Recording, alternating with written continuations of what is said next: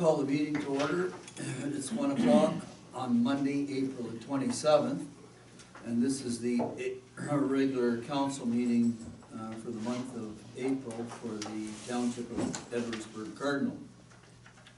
So just before I call for the motion to approve the agenda, just a couple of things. First of all, the Premier will be making an announcement at 1:30 laying out a framework for how they intend to get the province back to work. So we're going to start the meeting and go until about 1:25, and at 1:25 I'm going to ask for a motion to adjourn temporarily, and we'll watch that announcement, and it should be maybe 15 or 20 minutes long, and then we'll call the meeting back to order and proceed with the agenda. So, having said that, the next item on the agenda is approval of the agenda. So I believe Deputy Mayor Deschamps, you have the motion. Yes, that's myself. Moved by myself, seconded by Councillor John Hunter, that Municipal Council approves the agenda as presented. Thank you very much. Those in favor? Aye. Motion is carried. Thank you. And the next item is disclosure of pecuniary interest and the general nature thereof. Are there any disclosures here this afternoon? None by me. Nope. I have, but I haven't. I gotta get it filed. I forgot to do that before I come in. It's to do with action item 8, section F and G. 8F and 8G, Councillor Hunter, and Councillor will file the necessary documents with the clerk. And item number 4 on the agenda is delegations and presentations, and we do have a presentation from the treasurer, so I'll turn directly to the treasurer. Thank you, Chair. So over the past few weeks, I have been working on developing the cash flow analysis for 2020. It's for two purposes. First of all, to definitely see what the impact of COVID-19 has on the financial township finances. The presentation that I've created for you to go along with the cash flow report that you have in your package is just to give council a little bit of an overview of where we are financially after the first quarter, which I think we are in a fairly good financial position, and I have made some assumptions with respect to the type of analysis that I've done. So again, back on the 13th of April, council or committee was provided with a first quarter budget to actual. The status of our expenses after that first quarter is that our departmental operating expenses are 21.4% spent. It typically, I guess if we divided the year up by quarters, we would have been expecting to spend 25%. The 21.4 has included in it the transfers to reserves of $88,545. It has the annual insurance premiums. I don't usually, I set it up as a full amount in the quarter in which it's paid. So that's fully paid for the year. The annual premium for the fire insurance for the fire department is also paid in full. All of our annual vehicle licensing totaling $14,000 is paid in March, and the annual membership plus probably some other smaller memberships, but the membership to the St. Lawrence Active was paid in February as well. So if we had taken those out of the equation, our overall expenditures would even be less. One thing you're going to find is that our budget to actual report is presented on an accrual basis. And the cash flow, you will not see the amounts that are on the cash flow report will not align with the budget to actual. Because with budget to actual, we're accruing it, so the revenues are recognized in the time in which we bill them, not necessarily when we receive them. And the expenses are recorded in the period in which they're incurred, but not necessarily the time when they're paid. An example is the disbursements journal you'll have in your package today. Those are basically March and April expenditures, but we're not going to cash flow those out until probably May because we're approving the payments today. And so a lot of those payments aren't actually probably going to flow through the bank account until May. And the other thing that's a little different, you won't see on the budget actual is usually just the township portion of non-user related fees are included in that budget actual. Since the water and sewer system's revenue expenses flow through the bank account, those expenditures are in the cash flow analysis as well. So as again, your numbers are not gonna match with your budget actual because of those other 5 systems that also run through this bank account. I wanted to start with the status of tax receivables, because tax revenues make up over 50% of our annual revenues. So in terms of the revenues, the expenditures, or the receivables, sorry, we were in a much better position at the beginning of the year than we were as of compared to 2019's beginning of the year.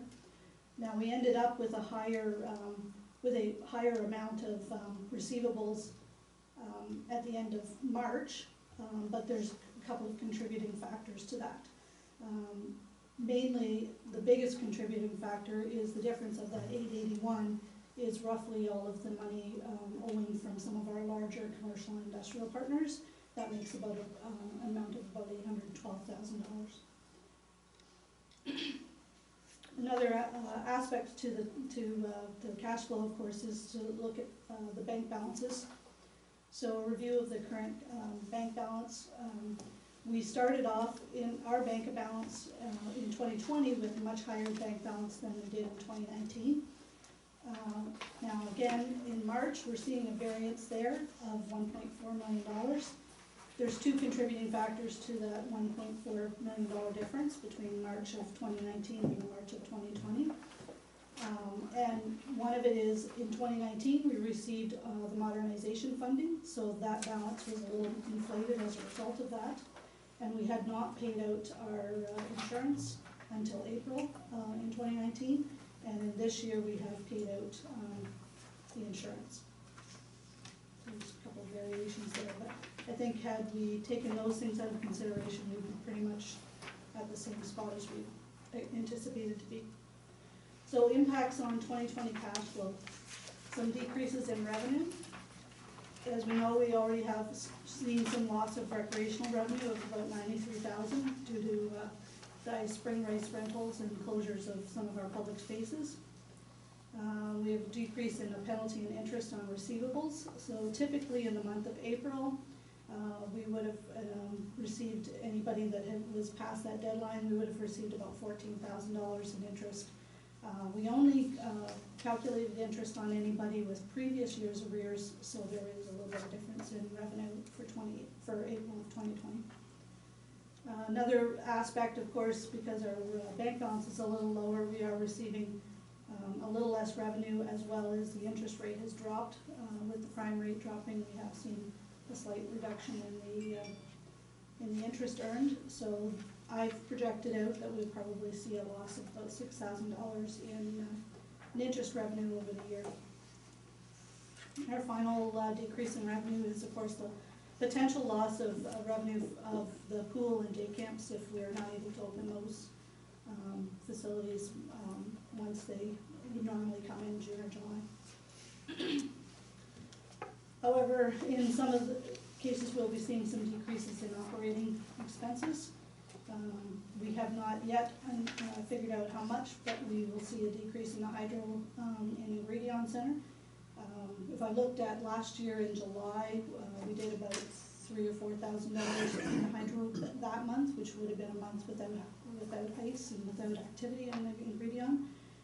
And typically when the ice is in, we're looking at between $12,000 to $15,000 monthly. So there's a fair significance. Well, I have not seen a hydro bill yet without the ice. So as soon as I see that, I'll see what the impact is. And also we'll see hydro usage and the fact of lower user rates. We'll see that on all of our facilities again. I don't know what that number will be, but we should see some savings in our hydro usage and lower rates. Then again, if we have our pools and our day camps closed, We will see the savings of the student wages and benefits, as well as program supplies. So some of the cost containment actions we've done to date is there's minimal overtime and no shift premiums with the arenas closed. HR recruitment, we have it's been put on hold, and of course all of our summer students may not be hired if we don't open our pools. All discretionary staff training, conferences, professional development, travel has been suspended, and that's really because nobody's really offering that option for any staff to go, so we are not going to be seeing that, and who knows whether those opportunities will open up towards the balance of the year. That actually training, if I looked at his total training for the all of township, was just over $90,000. And I think we've only spent about 13 of that thus far. Staff review of capital under 50,000, so there's 3 projects there that we are kind of placing on hold until we see where the money comes through, and if there's some, it'll give us a little bit of cash flow relief in the interim, which is the town hall stone fence of 22.5, the fire hall station additional studies of 20, and the stove and fridge at the South Center for 9,500. Some discretionary purchases are also on hold.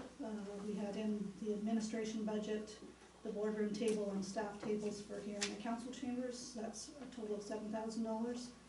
Right now the repair to the library ramp in Cardinal is $9,000.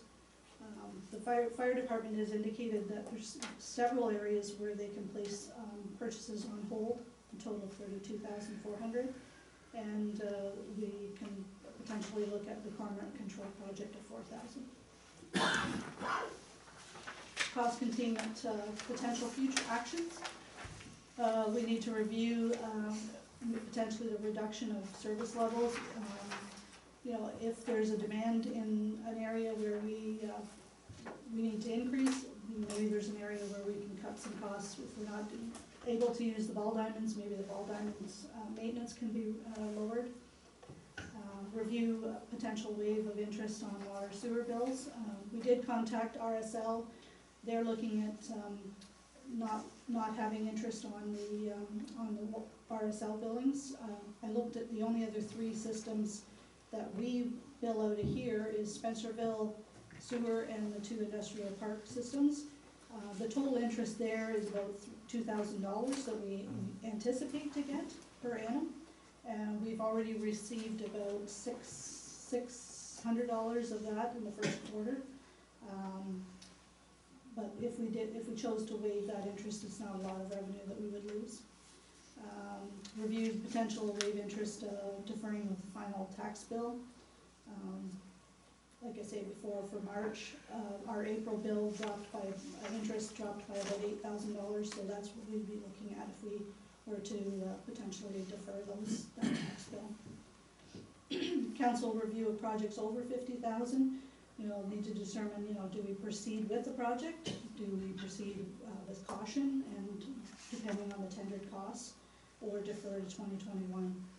And then down the road, if there is some levels, some tax relief, funding relief from the senior governments, then we should be looking into requesting that funding. Finally, I wanted to give you a sense of where we are. So we had a billing, total billing of where those divided up between the municipal, county, and education. We would totally bill $11,637,000. Take away the amount we billed for in March of the 5.6, we'll be billing approximately $5.9 million in August. So just to give an update from the end of March, that was the last update the council had, was we were at 2.5. As of the 22nd, we've received 288 payments in the amount of $384,000. We typically do receive about $50,000 in internet banking and other payments throughout the year, so I do anticipate that to still continue. And actually, even since this report, I think I've even seen another probably another 20 payments or more since the 22nd of April. We have currently 680 accounts that are on pre-authorized. We've had another 5 or 6 more added, so I anticipate that the PAP for April and onwards could be approximately $150,000. So if that continues, which I still see people, nobody's taken themselves off that pre-authorized. So that's additional monies that will come in month. We have currently 774 accounts with mortgage companies, and we did receive payments in March. We'll see a similar payment or maybe even more in August. That's close to $1 million. And then there are several other revenue sources that are predictable, such as our quarterly A1PF. The federal gas tax comes in July and November. Quarterly Port of Johnstown and Min and Arena donation. We get 6 payments of our 2020 OSIF. We've already received and have the money for our 2019 OSIF in our reserve fund. And we have our quarterly Stewardship Ontario grant. These revenues amount to $2.1 million. So the cash flow sheet that I've given you, I chose to do the worst case scenario. How was the township going to weather the worst case scenario? So my projection is that we only receive 25% of the final tax billing in August. That's outside of any of the PAP and the mortgage payments. So our year-end tax receivable would increase to $2.3 million. I did want to note that back in 2017, we had the highest balance we had was 1.1, almost 1.2, and that was with respect to the 730 truck stop money was put onto the tax account that we had to recoup. In the cash flow, I am making the assumption that we've lost revenues from the Ball Diamonds, the South Center pools and day camps, because they will be not opened. But I have only actually taken out the expenses of salaries, benefits for summer students, and the supplies with respect to the pool and day camps. I've not made any other reductions in any other expenditures. The one thing that, as was noted previously, the province has extended the deadline to pay our second quarter levy to them until September. So that amount of $628,000 is going to help us kind of get over that hump until we get our payment, our August money coming in. Although at this point it has been indicated that the third and fourth levy will be due in December. So that will impact our December number.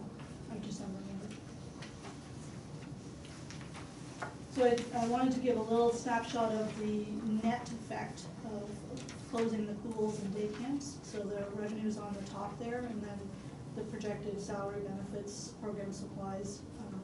So the total combined net savings for both pools and day camp is $67,000. There definitely will be some more potential savings with respect to hydro and some other incidentals as well. Just don't know what that number will be right now. So in the scenario, our working funds balance projected at the end of this year is 1.2. Again, a comparative, one other time when we were really low was in December of 2017, where we were just over $1 million as a result of having to flow the money for the truck stop. So that was one of our kind of lower bank balances. And to remind us that we do have other sources of revenue to draw from, the Consolidated Reserve Fund. And in the cash flow analysis, typically I would wait until the year end to pull the money from gas tax or OSIF or any other places from the reserves. But in this scenario, I'm actually putting those grant funds right into the bank balance as it comes in. Another spot we do have is the high interest savings. And the Consolidated Reserve Fund is making the same amount of money or interest rate as our working funds, so the movement of money from there to the working funds will not impact drastically on interest and on And I guess final steps is, the document you have, the cash flow analysis document, is accurate up to the end of March, because I've taken the bank balances as such, and then the balance of the year was all projected. Some of it was, you know, a straight split of 1/12 of the remaining, or 1/9 of the remaining amount of money. It's all based on budget, it's not based on actuals. So there's certainly a lot of monitoring that I'll continue to do as each month comes by, making sure what we've already paid of our budget and what we're still expecting to get in revenues. The one specific line in the capital, senior management reviewed all the capital and determined when the capital projects would be actually paid out, dispersed. So that line is as accurate as we can get, again, based on budget, not on actual.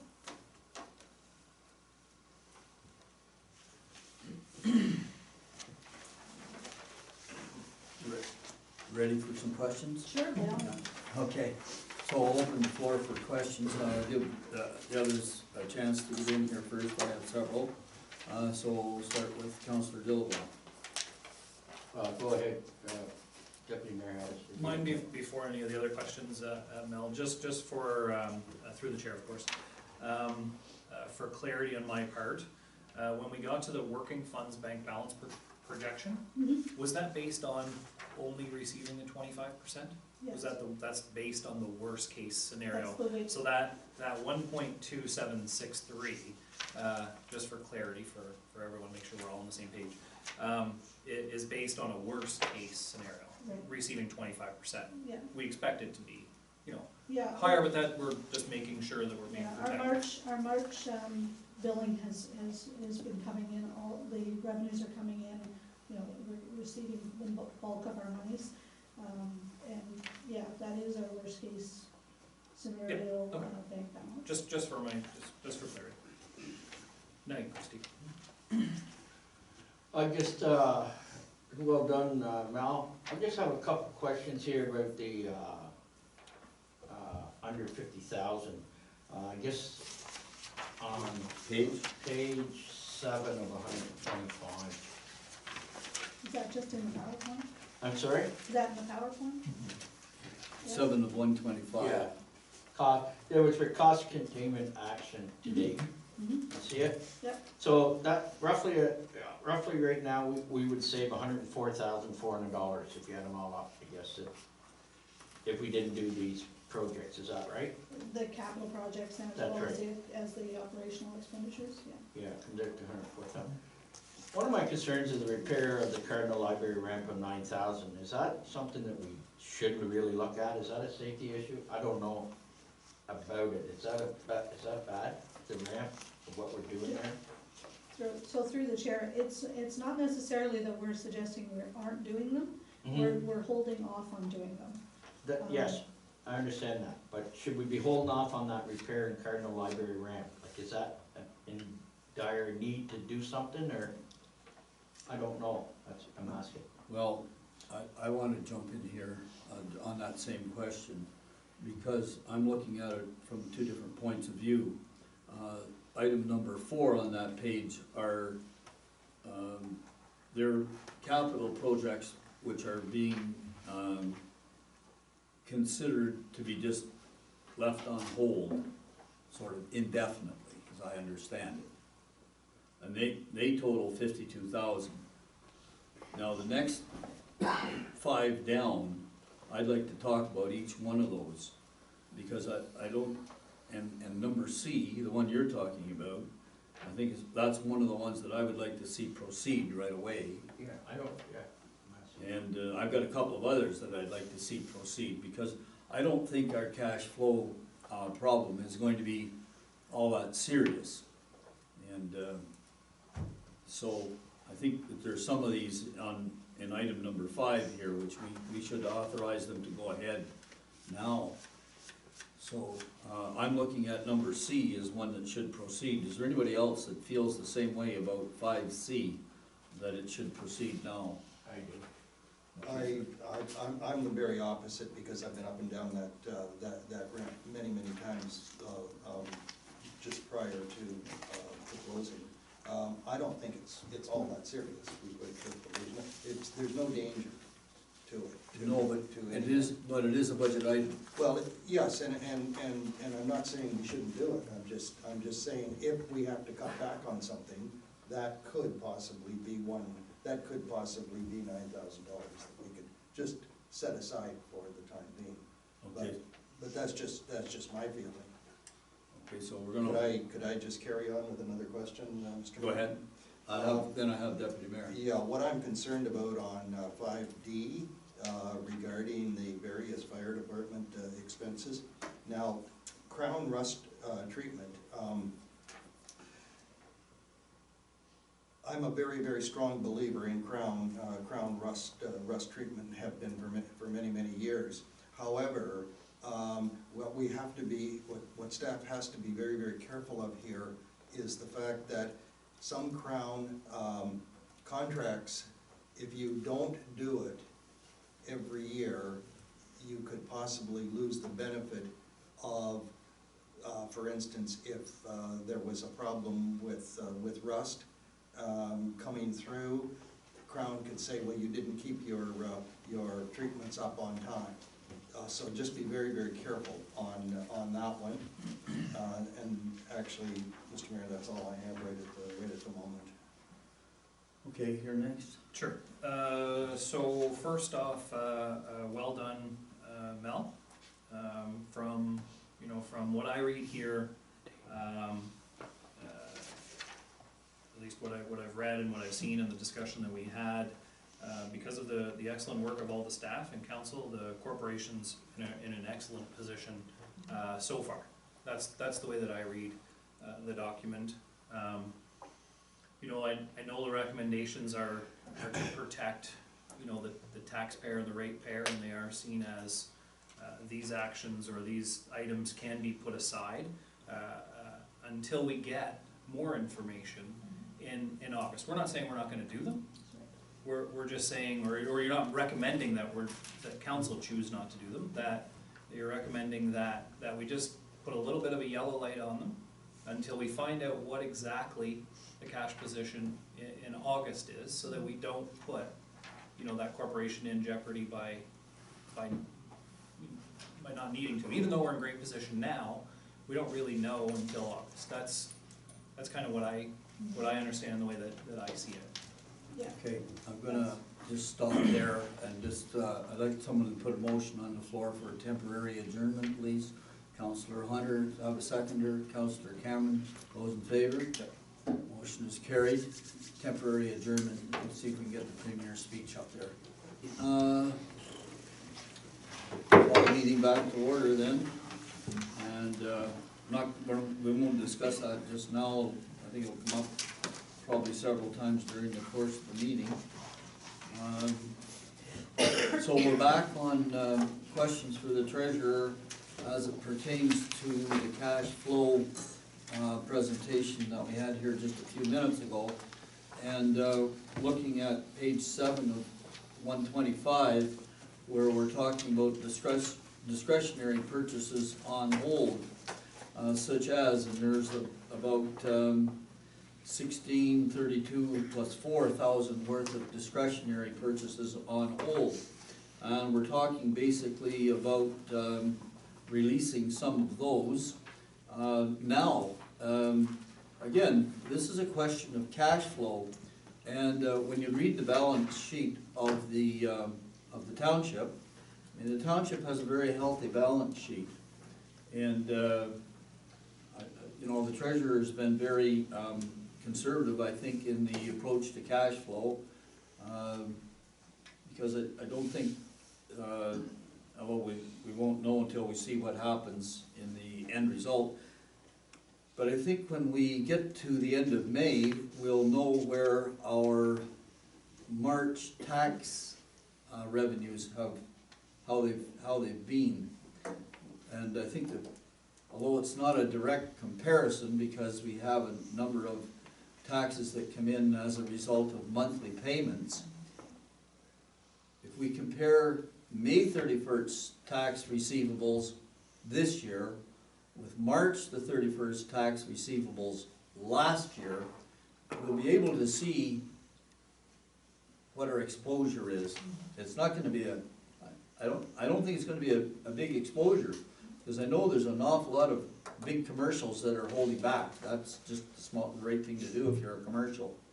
So, the question is, how much do we wanna clamp down on some of the things that we've already approved in our budget? Because it's just a question of releasing these things now at this point, and let the staff get on with some of the work that they have to do. If we hold too much back, they'll never get through what has to be done between the time we release it and the end of the year. So I'm looking to get some stuff released now, especially the discretionaries that we see on item number 5. So I'd like to hear more discussion on item number 5 and releasing some of these discretionaries. And giving the staff an opportunity to get to work and get some of these things ordered and in the hopper. Remember, there's a period of time between the time they order this stuff and the time they cash flow the money to pay for them. Did you want in, Councillor Hunter? I kinda agree with some of the stuff here, like the points in section 4 of the stuff that they're, capital that they wanna hold. I don't have much trouble holding that till midsummer. Most of that's not gonna get done until midsummer anyway, with the restrictions we're under, most of the construction and stuff. But the one thing I had a bit of a problem with was in 5D, under the fire department, holding up the testing on the scuba testing and ladder testing and nozzle replacement. I have a problem with holding up on testing of anything that's regulation testing. I think it should be being done, and the same as Councillor Cameron mentioned under the crown rust treatment. I don't know, I haven't been at head crown for a while, but I know the last one I had, you had to have it inspected or rechecked every 12 months, and if you went 13 months and you got rust 2 years later, they just said, well, you missed a month there, and forget all the money you spent. So that's the thing that I had the problem with. As far as someone looking at some of the rest of them, like the Cardinal Library ramp and stuff, I haven't been up it much, but I did drive by it the other day. I didn't think it really looked in that bad a shape. It was something that had to be done right away, but boardroom table and staff tables, I haven't got a problem setting them aside. I don't see that they're really in that bad a shape that we can may do with a lot worse over the years. So. Okay, Deputy Mayor, you've already spoken. I want to give well, I guess everybody has. So you're back in a second time then. You can cut me off if you want. Especially with you know, the presentation, Mel's excuse me, through the chair to Mel again. With the presentation that the treasurer has brought forward, it's the way that I read it is suggesting that not that we put these completely off, that we just delay them until the end of August, until we find out exactly what the August impact is. And from what I just heard with the Premier talking, that it's certainly not going to be business as usual until at least 6 to 12 weeks once the process of reopening begins. That could have, you know, some large financial impacts on people, and you know, the implication could be as dire as what the treasurer has stated. And I know these are all short-term things, but I think, you know, the design of what they've put forward is to protect not only short but medium and long term as we, you know, look forward in the rest of our package. And staff's there, they're making, you know, they're putting things forward for us to chew on, and you know, I want to follow their guidance in this situation. There's nothing to say that we can't still get these things moving and done, you know, once we know exactly where we are come the end of August. Anybody else in here? Okay, well, I'm gonna put item number 5D to a vote. I'd like to know how many are in favor of proceeding with 5D. Before you go with that question, can I ask a question for clarification on 5D? Go ahead. Through the chair to Mel and the CAO. Is that recommendation from Chief Moore, or is that from staff? So through the chair, I'll answer that. These are typically items, like for instance, the chief has made those recommendations, and it's based on the fact that it's not that we're not going to do it, it's just that more or less timing wise, that these are certainly items that, for instance, with respect to bunker gear and some of the testing, whether it takes place in necessarily in November, December, or January or February, isn't going to be the end all. The preference is that once we have a little better idea of numbers and that we're not in a situation where we're of real concern, that those items would take place in the fall as they typically would. Thank you for that. Can I further add to that? So the chief did send both Dave and I an email with respect to all of these items. And his one point on the SBCA, annual testing is due in December typically. So he's just signaling that these things are not needing to be done now. They're usually done in the fall. And those are the reasons he advised me for my cash flow purpose that those are later in the year purchasing. So I've slated them in there as well as I could, but they are things that will be coming after our August, and we'll have a better sense after August, you know, as to whether we're gonna proceed at the end of 2020 or whether we can push it to the first quarter of 21. Between the bunker gear and the SBCA testing. So the ladder testing and this SCBA testing would not normally be done now? No, Then why is it here? This is April. it's here as a signal to those things that are going to be held off, to not be put into the cash flow at this point. They're not in the cash flow. They're in the cash flow, but they're later in the year in the cash flow. They're not really. So what we've done is tried to signal that those are the things that we are consciously making sure that those are not cash flow before the August date.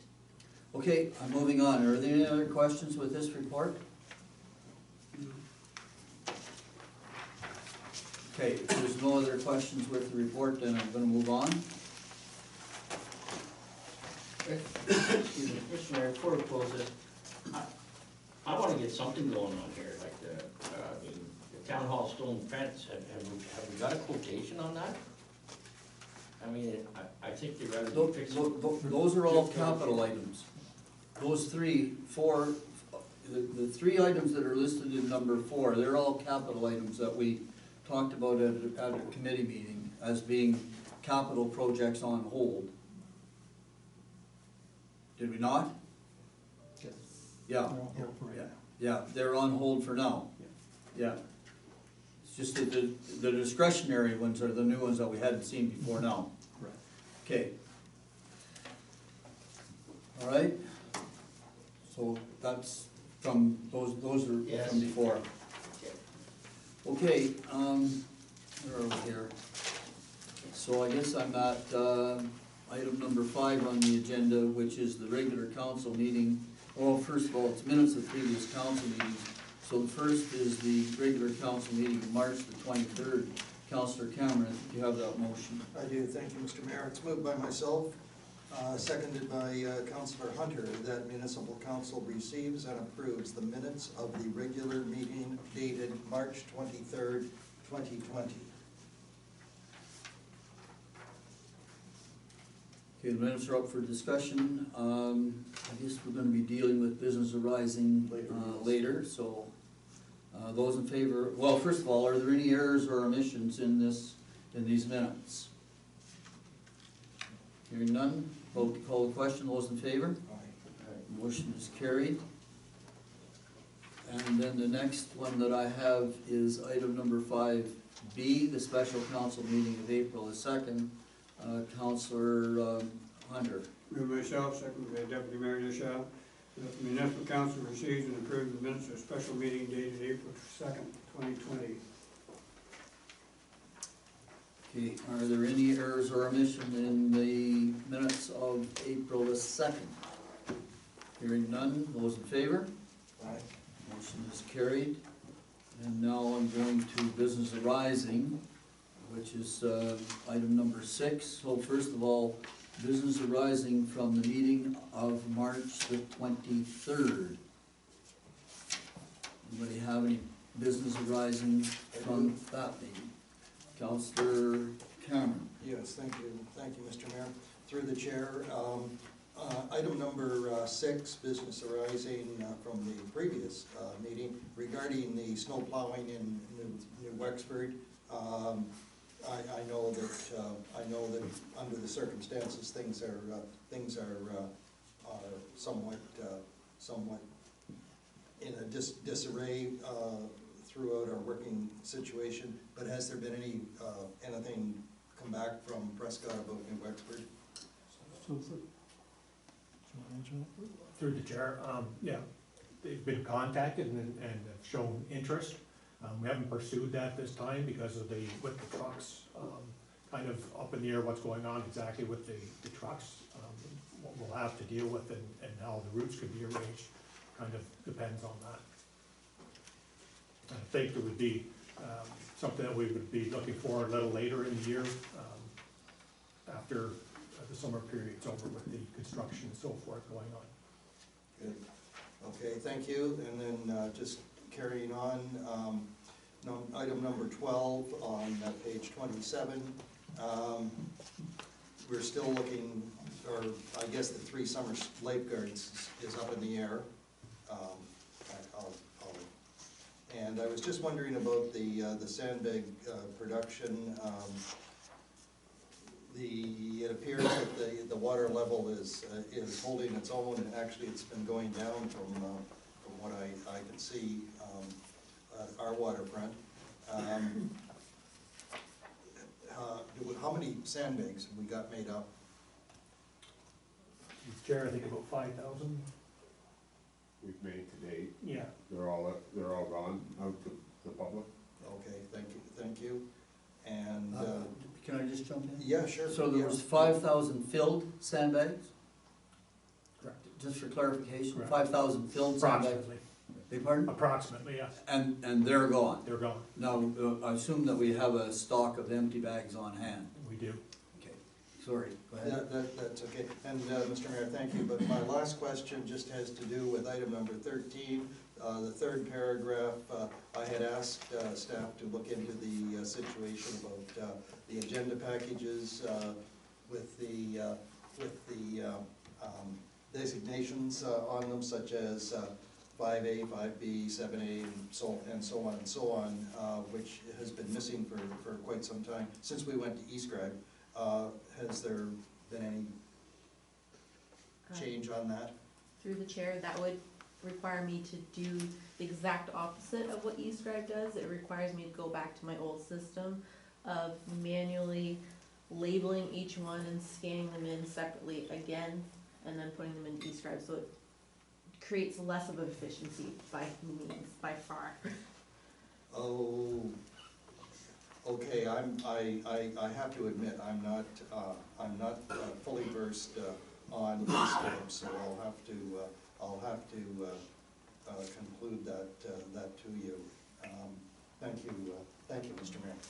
Okay, but just for clarification, just so that, and I know it's a difficult process for us to get our head around, but with the eScribe system, you do everything electronically complete, Correct. and then at the very end is when you push the button or distribute the electronic copies. Correct. Through the chair, before I would take every single item here, Yeah. print them off separately, every single copy, scan every single piece in separately, compile it by hand, and then I'd have 3 tables long Right, to be able to add everything together by the end of the day. It would take me a whole day just to do that. right. And we haven't completed all of the eScribe proponents. Things have been put on hold because of this pandemic. Everyone at eScribe has different time schedules, and it's hard for us as every single senior staff member to get the same training times in it right now. So in the next couple of months, we will be rolling with that again, and there will be, different features available to the committee and council. Okay, so there's potentiality. There will be, Yeah, yes. okay. All right, business arising still, Councillor Hunter. Through the chair to our Jim, last meeting I inquired about drainage at the Ventnor Road at the old Anglican church there, the water going in there. Have you had a chance to look at that and come up with any solutions of how we're gonna correct that before next winter? Page reference in the Yeah. minute. 27, 27? yeah, item 13, the bottom we're inquired about the Ventnor drainage. Through the chair, I've met with the gentleman up there, we had a site meeting, shortly thereafter, that last meeting. We've worked through some, drainage issues on his property and our property, and we're, when we go up there to pave, we're gonna make some changes to the drainage, in front of that church, or the residence, and, to direct it away from in front of his house. And he needs some fill for the back as well. So they'll direct it into the catch basin then, will it? Yes. Might have to add a catch basin, but yes, get it into that system. where Another it's supposed to go. question on the same topic, though, that catch basin, where does it actually drain to? Drains to the north, under Ventnor Road, and where it meets Campbell, Yeah, and out to the north side ditch. so it drains north and then runs south again. It runs west and then south. Yeah. Okay. Mine is for special council 2, and it's just a quick one. No. Are we there on the 23rd still? Still on the 23rd still? 23rd. Yep, then All right, on the 23rd, I have a number of questions for the meeting on the 23rd.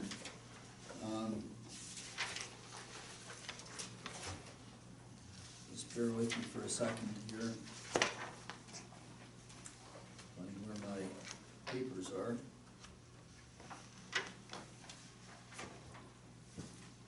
So first is,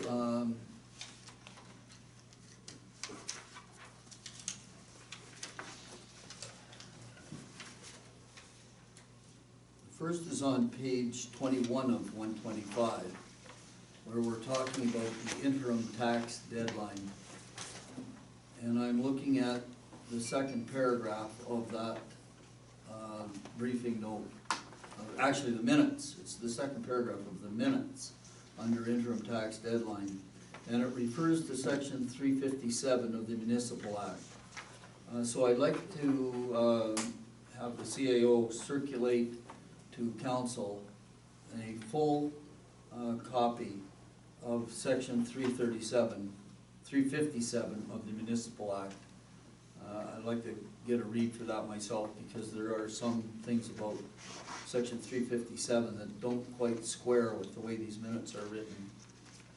That's the first thing. The second thing is on the next page, which is page 22 of 125, where we talked at item number HIJKL, item number L, the public meeting for the zoning bylaw amendment at 2039 County Road 44.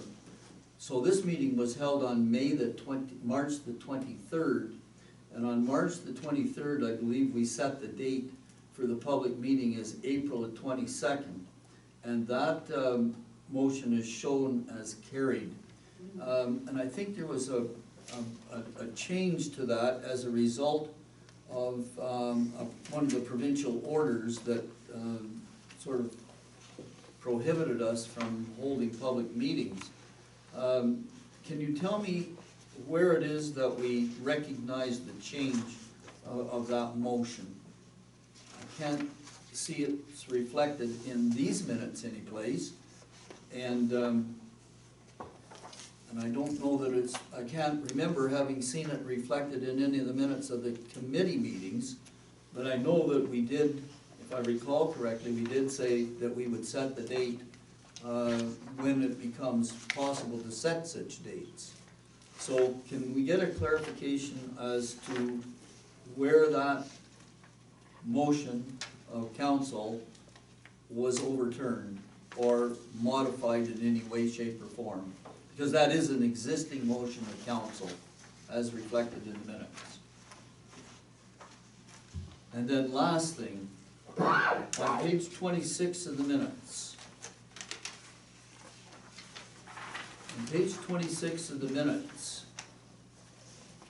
actually it starts over on the bottom of page 25, employee code of conduct policy, and this is in the bylaws. So in this particular bylaw, which is number H, the mover be granted leave to introduce a bylaw to establish a code of conduct for the employees of the Township of Edwardsburg Cardinal. And this shall constitute first and second reading. We gave that particular bylaw first and second reading. It was to have come forward for third reading, I thought, at this meeting. So to the CAO, can you tell me when that bylaw will come forward as for third reading? Yes, thank you, Mr. Chair. The plan is to have that come forward at the May council meeting. At the May council Yeah, meeting? we want to give sufficient time for the employees to review it, just in case there were any questions. Okay. Okay, those are my questions with the minutes, and, or excuse me, with business arising. We'll move on.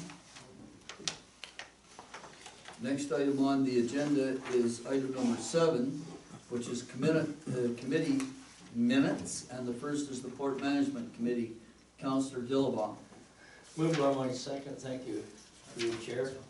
Sorry? I had a question on 5, special counsel. Sorry, where are we here? Missed 5B, right? You were doing it as March 23rd, we were.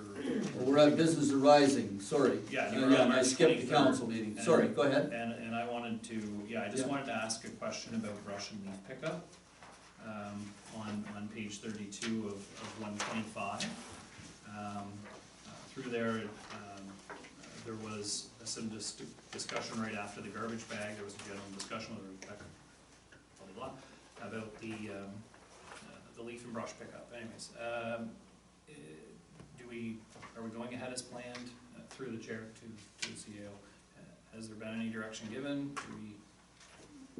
So through the chair, we've set those dates in May. I don't have them off the top of my head. I want to say it's something like is it the 5th? The 5th and 7th, and then closer to the end of the month for a follow-up date. Okay, and are we making those dates public in any way? They have been posted on the website, and I anticipate that they'll be going into the paper as well. Thank you for that. Yeah, no, that's great, yeah, thank you. Sorry about that. That's no problem. Okay, so now I'm at item 7, which is Port Management Committee meeting of March 18th. Councillor Dillabaugh. Thank you, through the chair. Moved by myself and seconded by Council Cameron, that the Mid-Valley Council receives the minutes of the Port Management Committee meeting dated March 18th, 2020.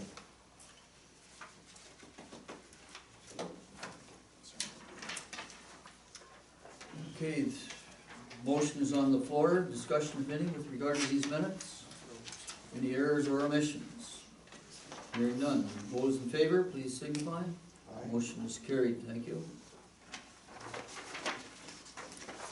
And then moving on to 7B, the Committee of the Whole, Admin Finance, Deputy Mayor Deschamps. I'm sorry. Moved by myself, seconded by Councillor John Hunter, that municipal council receives and approves the minutes of the Committee of the Whole Admin and Finance meeting dated April 13th, 2020. Motion is on the floor for these minutes. Any discussion, any errors or omissions? Hearing none, vote to call the question. Those in favor? Aye. Motion is carried.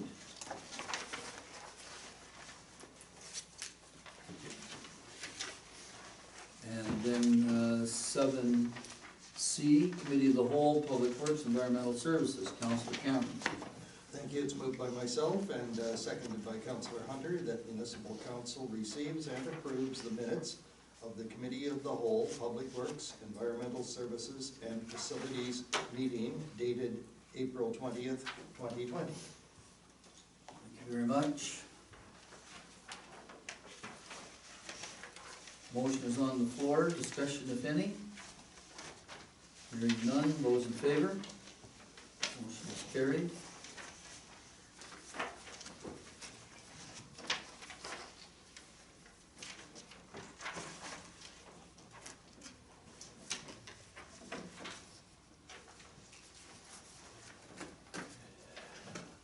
And then item number 7D, the Waterfront Improvement Subcommittee meeting of April the 22nd. Councillor Dillabaugh. Thank you, through the chair.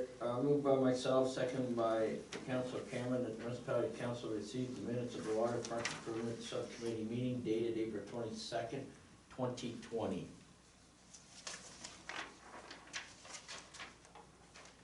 Pass the motion over, please. Oh, sorry. Thank you very much. Thank you very much. The motion is on the floor. Discussion here, if any. Yeah, just a couple of comments on subcommittee applying for grants again. It's my belief, and I may be wrong, so if I am wrong, please correct me, but decision-making authority rests with council. And unless that decision-making authority has been delegated to committees or subcommittees by bylaw, that committees function solely as advisory boards that would provide recommendations to council. And in reading the minutes, I struggle that some liberty has been taken there with those, and I want to follow procedure and properly. So if it isn't being done, I hope that we can get back to following our procedures and our policies. To me, this doesn't seem like that we're doing that. So while I support the project 100%, I certainly want to follow our policies and our procedural guidelines, if at all possible.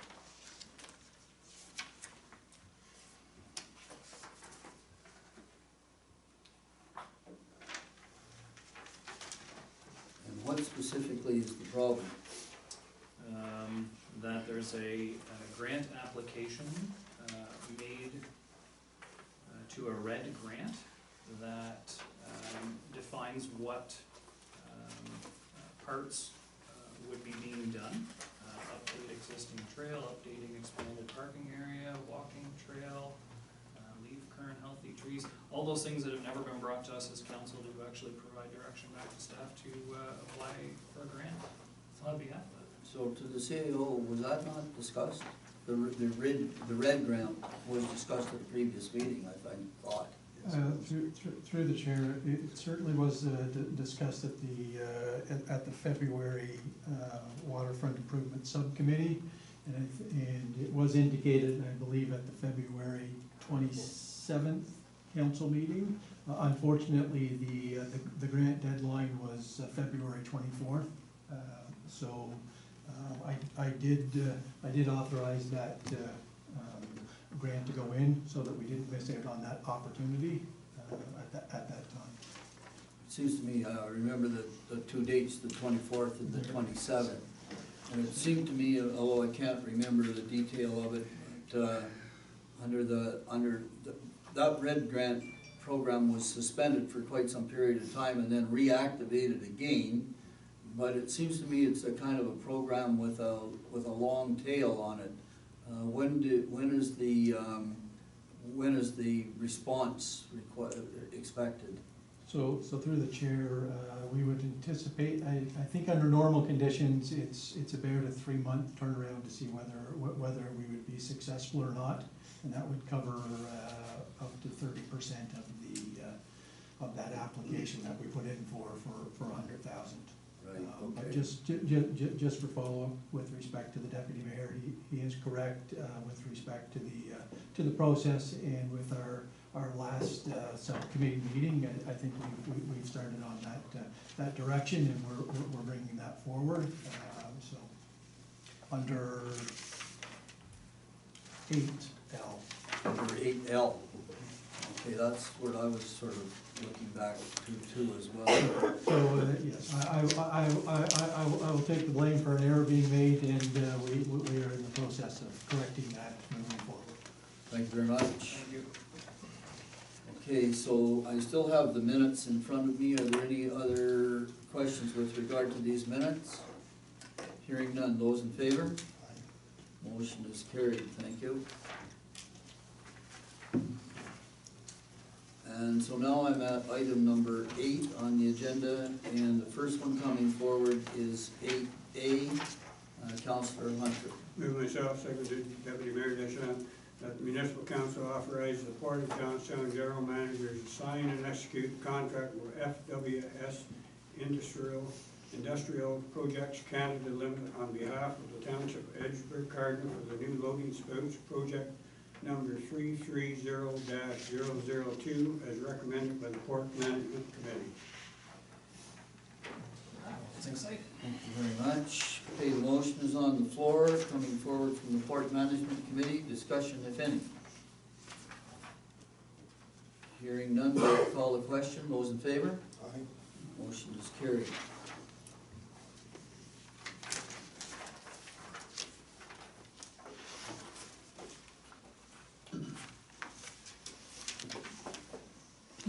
And item number 8B, the township garbage bags. Councillor Cameron. Yes, thank you. It's moved by myself, seconded by Councillor Hunter, that municipal council donate 1 free garbage bag per week to each township of Edwardsburg Cardinal household attending the food bank during the current pandemic situation, or until 1 month after the provincial emergency order has been lifted, as recommended by the Committee of the Whole, Administration and Finance.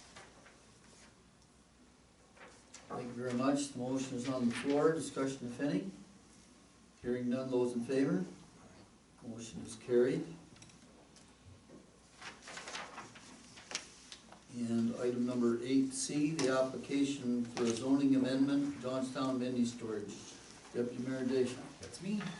Moved by myself, seconded by Councillor John Hunter, that municipal council direct staff to proceed with scheduling a public meeting date for the Johnstown mini storage zoning amendment as soon as it is deemed safe to proceed with general public meetings, as recommended by the Committee of the Whole, Public Works, Environmental Services and Facilities. Thank you very much. The motion is on the floor. Discussion, if any. Hearing none. Those in favor? Aye. Motion is carried.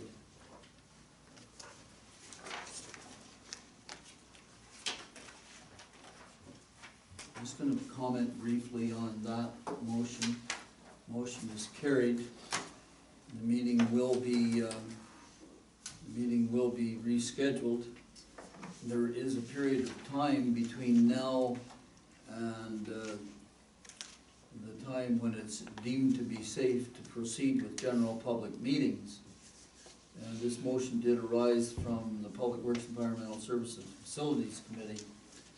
And I just want to explain to council that I have some concerns about proceeding to schedule that meeting without a report from the planner prior to the meeting.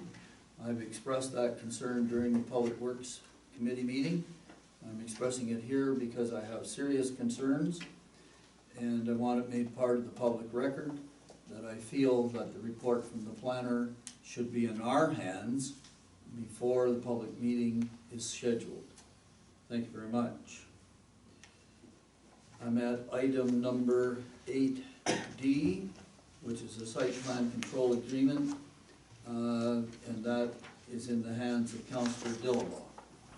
Moved by myself, seconded by Councillor Cameron, that the municipality council entered the site plan control agreement for 7 Henderson Street, UCDSB Centennial 67.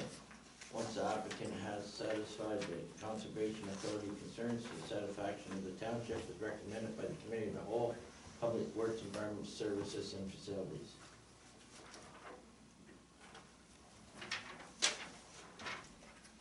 Thank you very much. The motion is on the floor.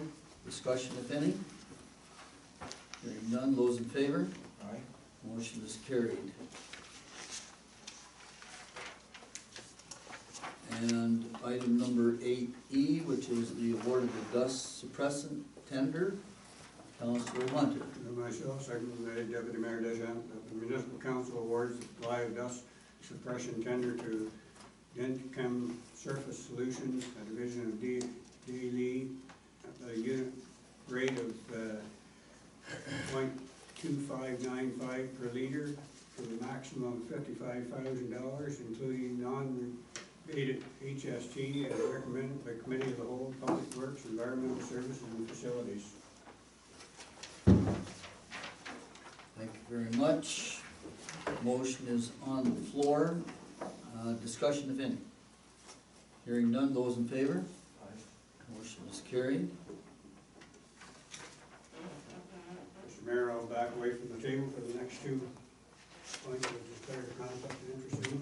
Thank you very much. The chair notes Councillor Hunter has left the table. And so now I'm on item 8F, the crushed, my apologies for a minute here. The crushed rock tender award, Councillor Dillabaugh. Thank you. Through the chair, moved by myself, seconded by Council Karen, that the municipality council awards and supply the crushed rock tender to G. Tackaberry and Sons Construction Company Limited at the unit price of $12.38 per metric ton to a maximum of $90,000, including non-rebated HST as recommended by the Committee of the Whole, Public Works, Environmental Services and Facilities. Thank you very much. Motion's on the floor. Discussion if any. Hearing none, those in favor? Motion is carried.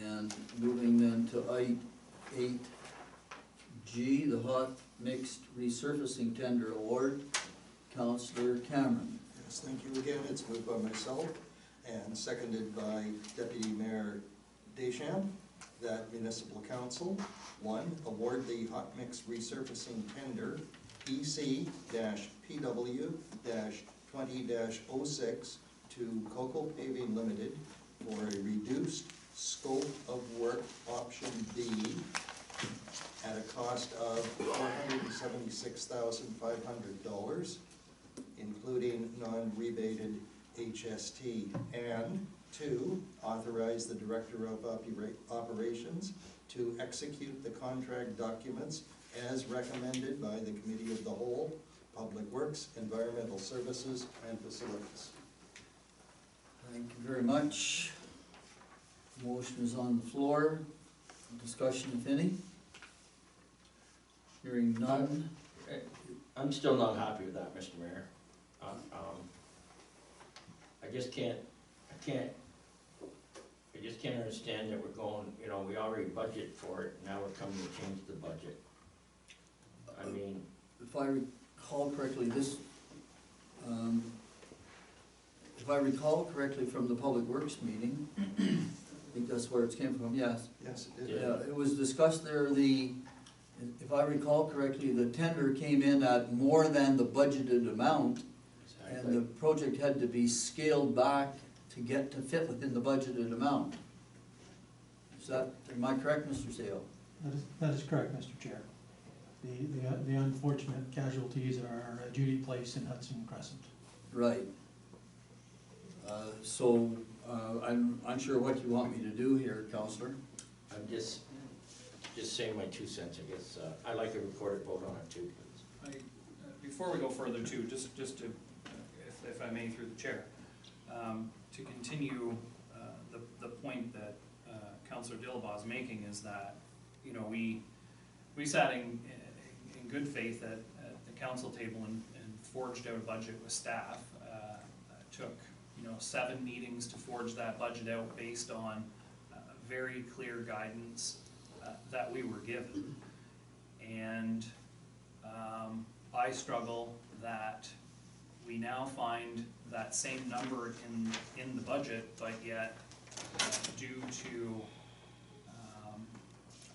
information that we were presented at the time, that wasn't correct, we are losing. Whoa. That's I can't let you continue on that line of thinking, because that's a false statement. Well, I don't think that it is. I think it's been admitted already that the information that we did the budget on wasn't correct. There was an error, that part of it was forgotten. And now as a result of that, we're losing two roads from being paved. Well, I'll go to the CAO here, because if I recall correctly, the tender was based on, well, maybe you can correct this. My understanding here is that when we're working with budgets, we're working with estimates. And estimates can be incorrect, I understand that. They can be incorrect either because of faults in the planning, or changes in pricing. And on a hot mix tender like this, you don't know your final pricing until the tender is received. I know that there were some other issues with different projects where it wasn't this kind of a situation. So can you help me out here? Thank you, Mr. Chair. I'll certainly attempt to. I believe in that report on April 20th, it was made mention that there were a couple increases with respect to the carbon tax that. Oh, right, I forgot about Right, those. that certainly would have increased the unit price. We didn't capture that in those estimates, and that certainly contributed to the difference in our cost estimate to what was actually received with respect to pricing from the contractors. So it wasn't just a difference between tender and an estimate, it was an error in the estimate. I would say that there was an error in our estimates. So Deputy Mayor Deschamps is right in his concern here. My apologies. So, thank you, but my point is that, and I'm, pushing out what Councillor Dillabaugh is saying, because I struggle with, we did spend 7 meetings, we went through a budget, and we're about to go through more of it, and we based that budget on information that we were provided by our experts, and I just struggle with, being provided that information, making difficult decisions on it, and then having to go back and then keep that amount in there, but further remove projects from being done. So it's a tough one for me to vote yes for, but I think I'm gonna have to. Okay, any further discussion on this item? Councillor Dillabaugh has requested a recorded vote. Mr. Seo. Sir, just to clear, as much as council acted in good faith in those 7 budget meetings, as did staff, even the best in the business, if I make reference to a basketball player, will throw up an air ball every so often.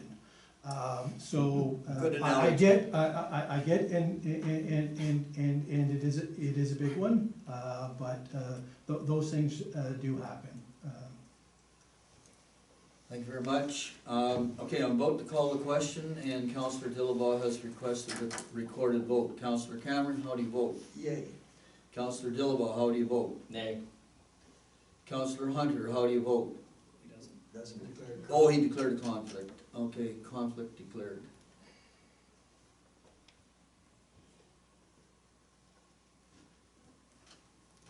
Deputy Mayor Deschamps, how do you vote? Yay. And the mayor votes yay. So the motion is carried 3-1. Thank you very much. And now I'm on 8H, which is 2020 Capital Truck 3, a snowplow tender award. Councillor Hunter has returned to the table. Councillor Hunter.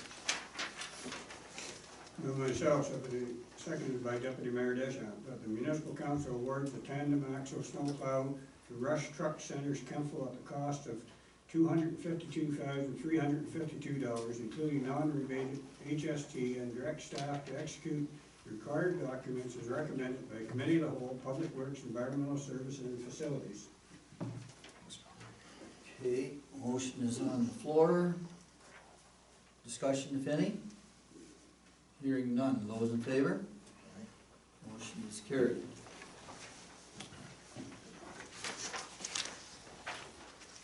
And I'm on 8I, which is the 2020 Capital Truck 11 Snowplow Tender Award, Deputy Mayor Deschamps. Alright, moved by myself, seconded by Councillor John Hunter, that Municipal Council one award tender, EC-PW-20-05 single axle snowplow truck to Rush Truck Centers, Kempville, at a cost of $132,098.48, including non-rebated HST. 2, direct staff to execute the required documents.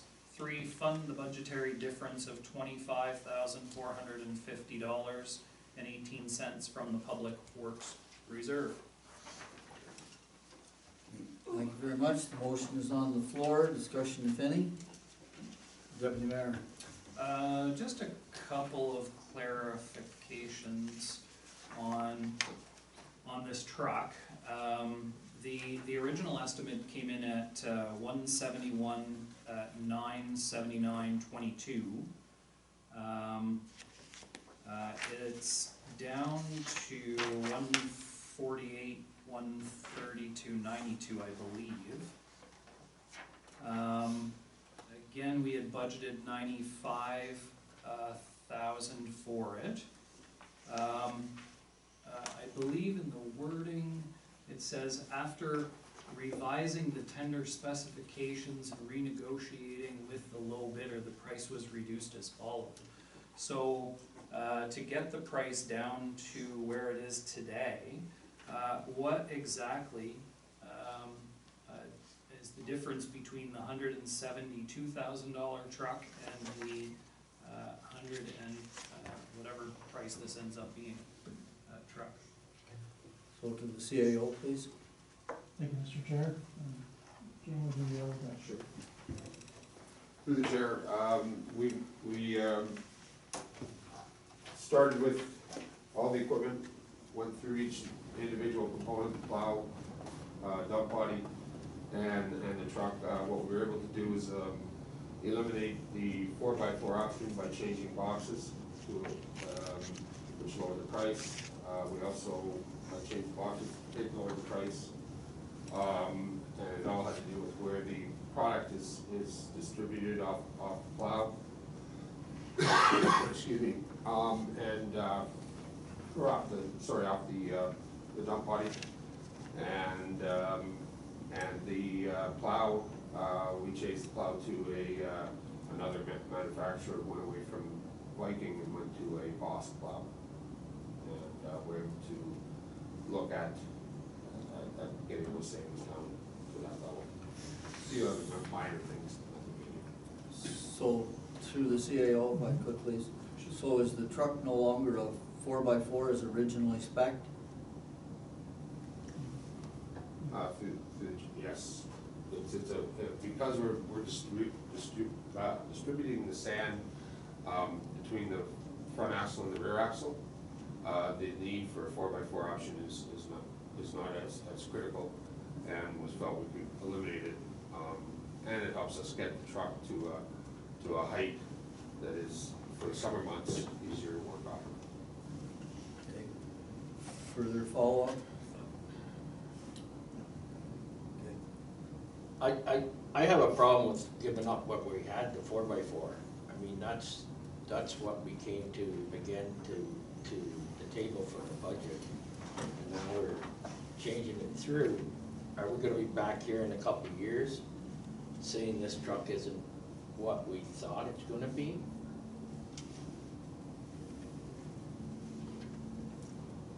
That's all I'm concerned about. Like, you know, here we are, we want a 4x4, now we're going from a Viking to a Bosch. Why wouldn't we go a plow? Why wouldn't we tell? Through the chair, please. Through the chair, why wouldn't we tell tell that, when we're getting the tender. We want a Bosch and not a Viking. We don't want a 4x4, we just want a 2x. That's all I'm concerned, that we're gonna come back 2 years from now and say, this vehicle isn't what we want. So through the chair, that's certainly not the intent.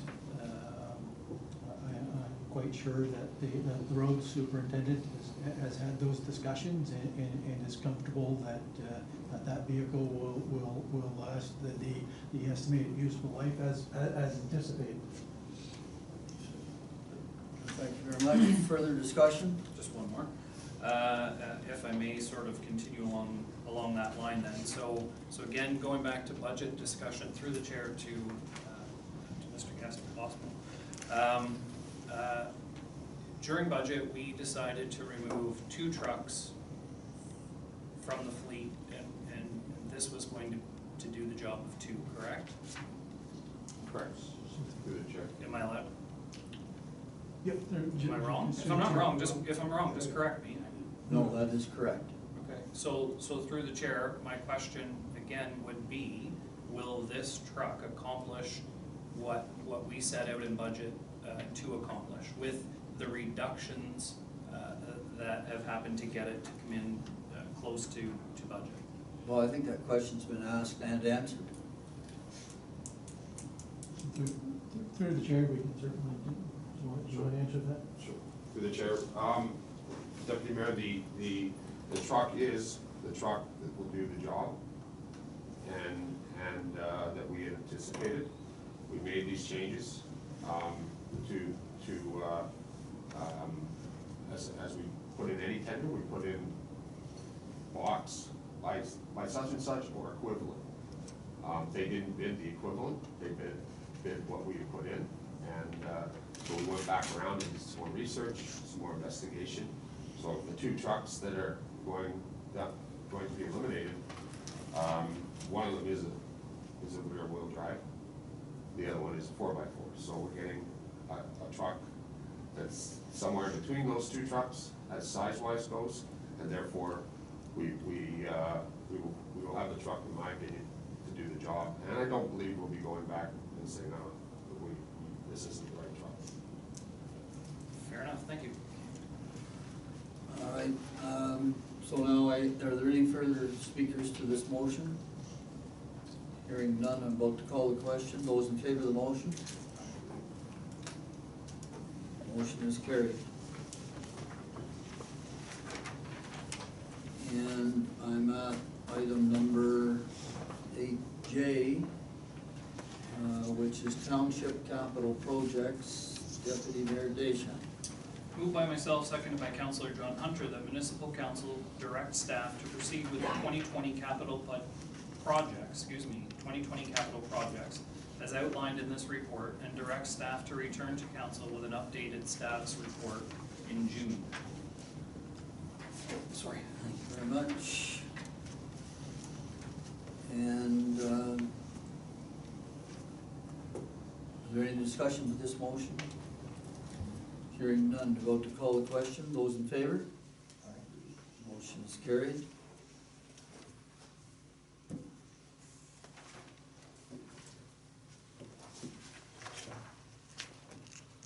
And item number 8K, Municipal Public Boat Launch, Deputy Mayor Deschamps. Moved by myself, seconded by Councillor John Hunter, that Municipal Council keep the municipal boat launches closed until such a time as either the province emergency declaration is lifted, or emergency orders are less restrictive to a point where it would be deemed safe to open. Now, before I call the question on this, I'm going to indicate that the chair is looking for adjustments to this motion. That's coming forward as actually coming forward as a motion, which arises from a recommendation of a meeting that I think it was Deputy Mayor Deschamps and Councillor Dillabaugh held with the CAO, and I believe it was the manager of Recreation Parks and Facilities. So first of all, I want to thank those 4 people for the time that they spent at the meeting.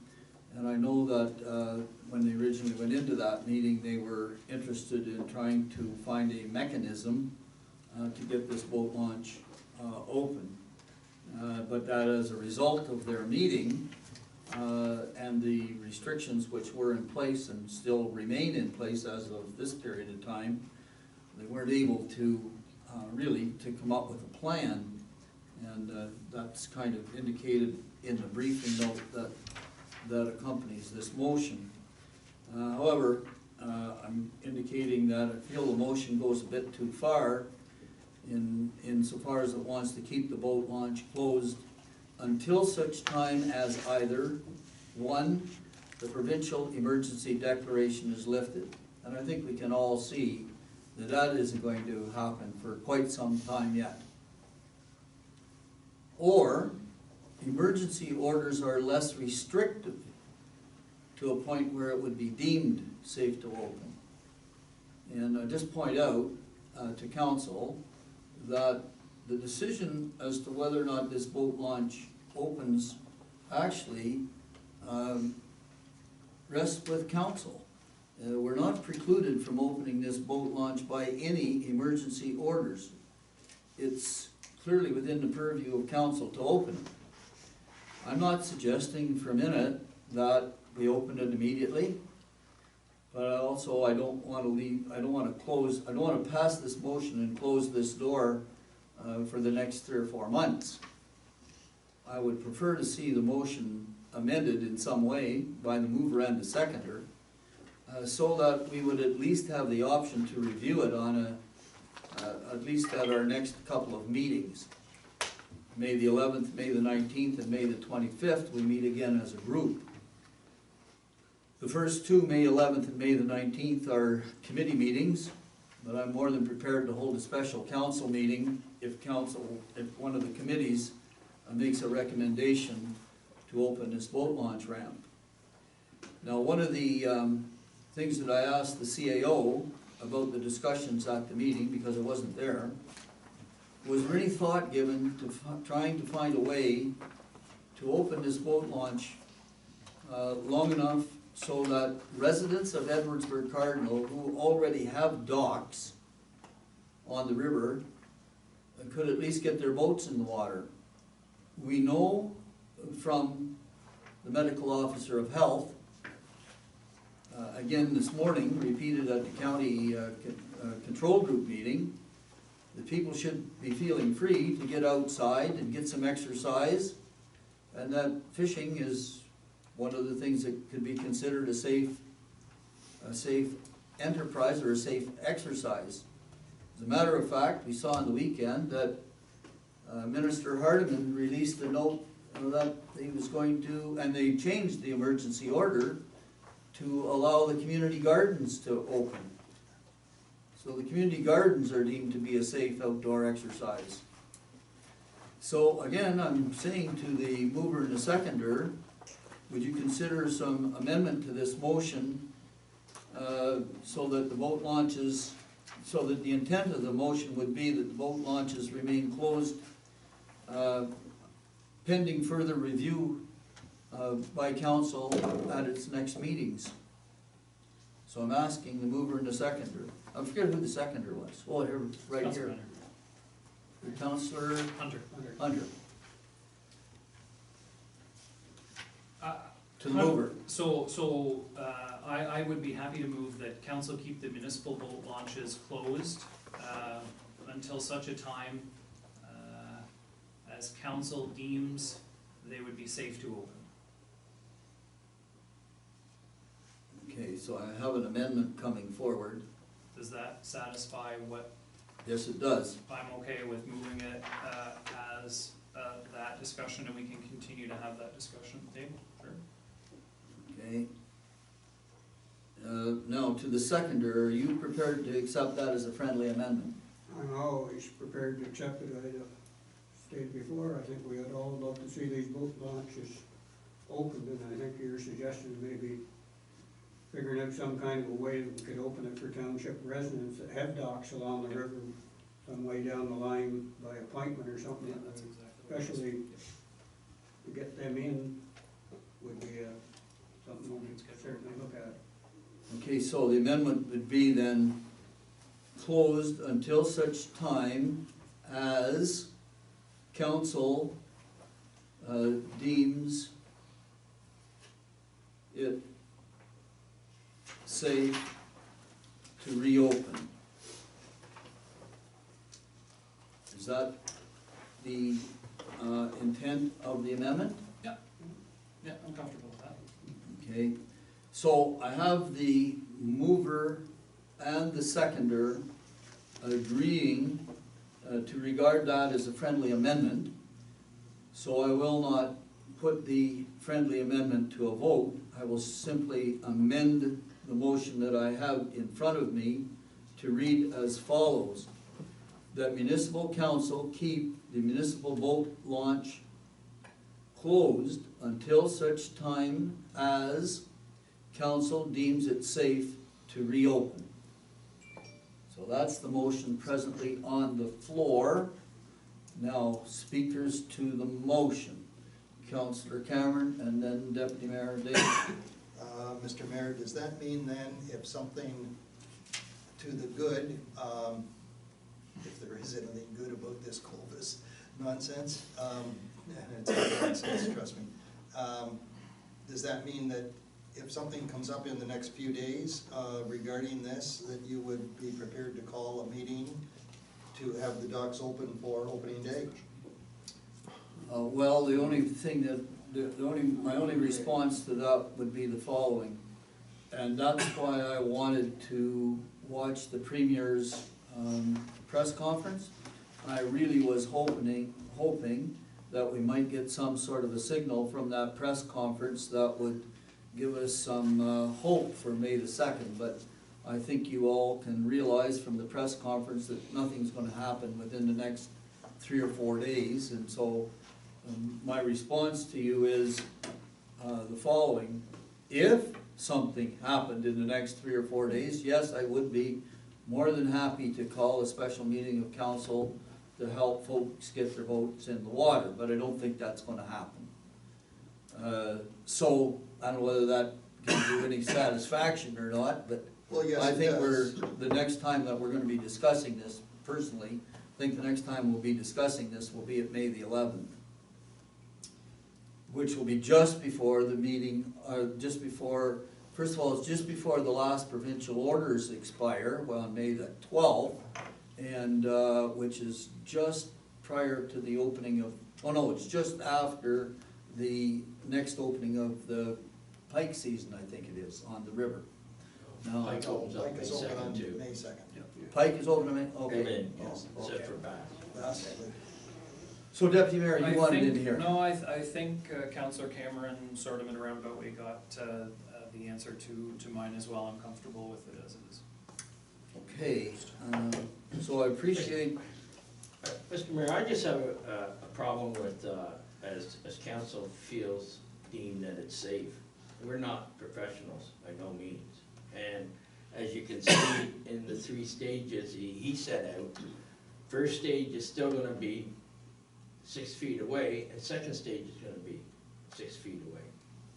So, I guess when to me, we're really putting a lot on the say, deemed safe, and then something happens, we do have a mess. Because once you open it, I don't think we can just open it for a day and say, okay, Tori, you go and take your boat, John, you take your boat home, then we'll close it again. Once we open it, I think it's gonna be left open. well, that's our decision. Right. And I just feel that safe is a little harsh for me to handle. Well, We're the not point- professionals. Well, no, but the point still is that if the Chief Medical Officer of Ontario deems that, that a community garden is a safe pursuit, and that they can rely on those few people to safe distance themselves, that's one thing. The other thing you have to remember as well, you can't assume that the people in the boat are not living in the same household. which is perfectly safe.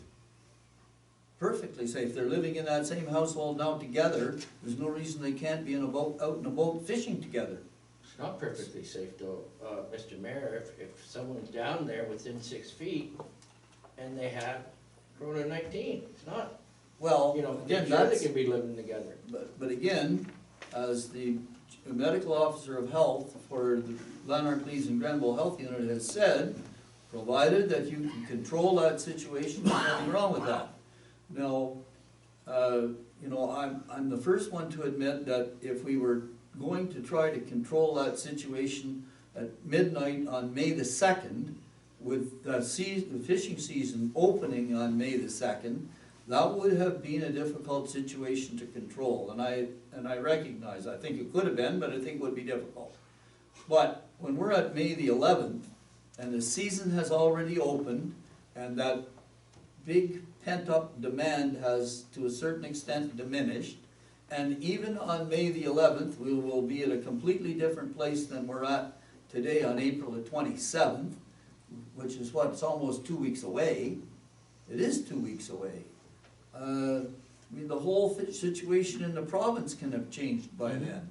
And if the situation in the province has changed by then, I think council will be in a position to deem it safe. You know, I mean, we'll rely on the information that we have at that period of time rather than the previous wording. So, I mean, we're looking for some flexibility here.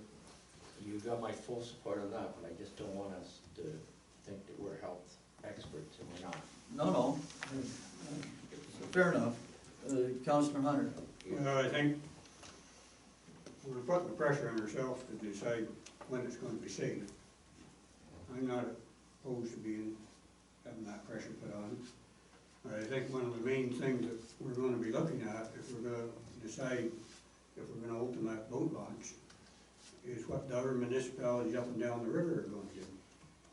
If 5 other of them decide that it's safe to open their boat launches, well then that takes a lot of pressure off us, or we decide to open our boat launch. And I think we got to work with our neighbors here and what the ministry decides. If they decide to allow the marinas to put the boats that they have untarp them and put them in the water, well, that's going to put a lot of the boats on the water then. That's going to be a different situation for us, but I still think we got to look at the ministry, what they're going to say we can do. If they start opening it up to the commercial ones, I'm all for opening up the ramp and let's go. But right now, we haven't even got our docks finished yet, so. No, what we're trying to do is buy a little bit more time here. Well, as you say, once we get by that first opening day, Yeah. and the next weekend it opens back in the Nation and the Rideau, a lot of the guys are gonna start fishing back there, and there's a Nation and Rideau, there's all kinds of places they can launch boats that aren't on boat launchers that they can put them in, so, and then far north after that, and the lakes open up, so that takes even more of the guys that really like to fish are gonna head north to the lakes to fish, so. Now, just in connection with that, just, you know, I mean, the mayor of Rideau Lakes Township, Mayor Hogenboom, I mean, he clearly signaled that when we hosted the meeting of the 13 mayors, the telephone meeting, he clearly signaled that May the 9th would probably be his date, because he just had to get his seasonal cottagers in the water and into their cottages, and realized that it's a different date than our May the 2nd, so a week later. So, I mean, and the other point that, just in response to what you're saying, I don't mind the pressure being on me either. I'm quite prepared to handle that, but I can also make a distinction between our residents and the residents of other places. And I'm quite prepared to say, can we find, not today, but at the next time we meet, I'm quite prepared to say to the council, are you interested in trying to find a way to get the residents of Edwardsburg Cardinal our township, who basically pay the prices, are you interested in trying to find a way to help them get their boats in the water? Not to say that the launch has to remain open, because that's our decision again. But help them get their boats in the water and close it again, if we feel that way at that time. There's lots of flexibility here. Is there any more discussion on this item? Hearing none, I'm about to call the question. Those in favor? Aye. Opposed, if any? Well, motion is carried. Thank you very much.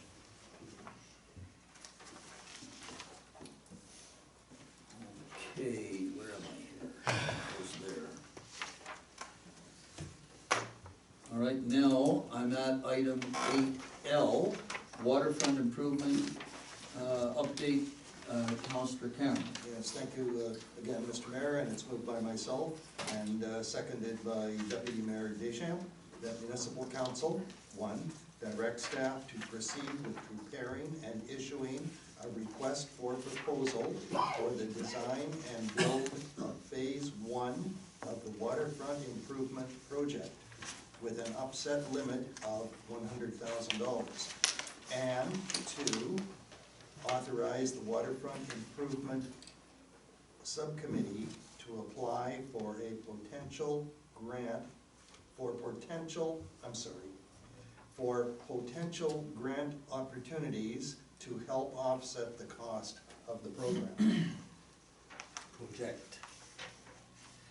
Okay, the motion is on the floor, and the seconder, who is the Me. seconder? Okay.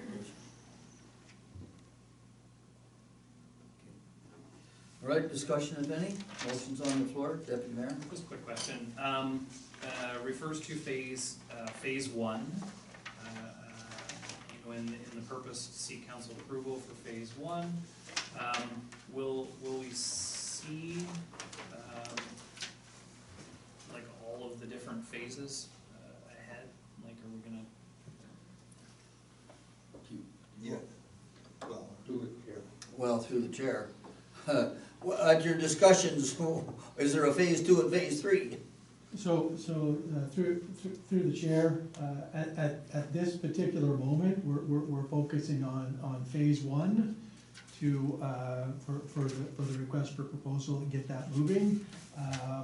Ideally, I think what sort of needs to happen at the council level throughout this year is kind of determine a rough commitment over the next several years that council would be willing to set aside, and then I think you could the committee could look to have the RFP moving forward, look at phase 2, 3, and 4. So based on those sort of rough parameters, and then should a larger grant become available, you would have the ability to combine those phase 2, 3, and 4 together and submit for a bigger grant opportunity. Follow up? Follow up, yeah. So, under the recommendation number 2, number 1, it says phase 1. Number 2 says authorize the subcommittee to apply for potential grant opportunities to help offset the cost of the project. Does that mean phase 1 project, or does that mean phase 2, 3, and 4 project as well? So through the chair, at this moment, it would mean phase 1, because we don't really have any kind of concept for phase 2, 3, and 4. And realistically, I think we need the concepts approved at the council level before we're actually going for funding for those, for future concepts. Okay, so just to go back to Deputy Mayor's question, if you'd like to see that concept tied down, authorize the waterfront improvement subcommittee to apply for potential grant opportunities to help set the cost of phase 1 of the project.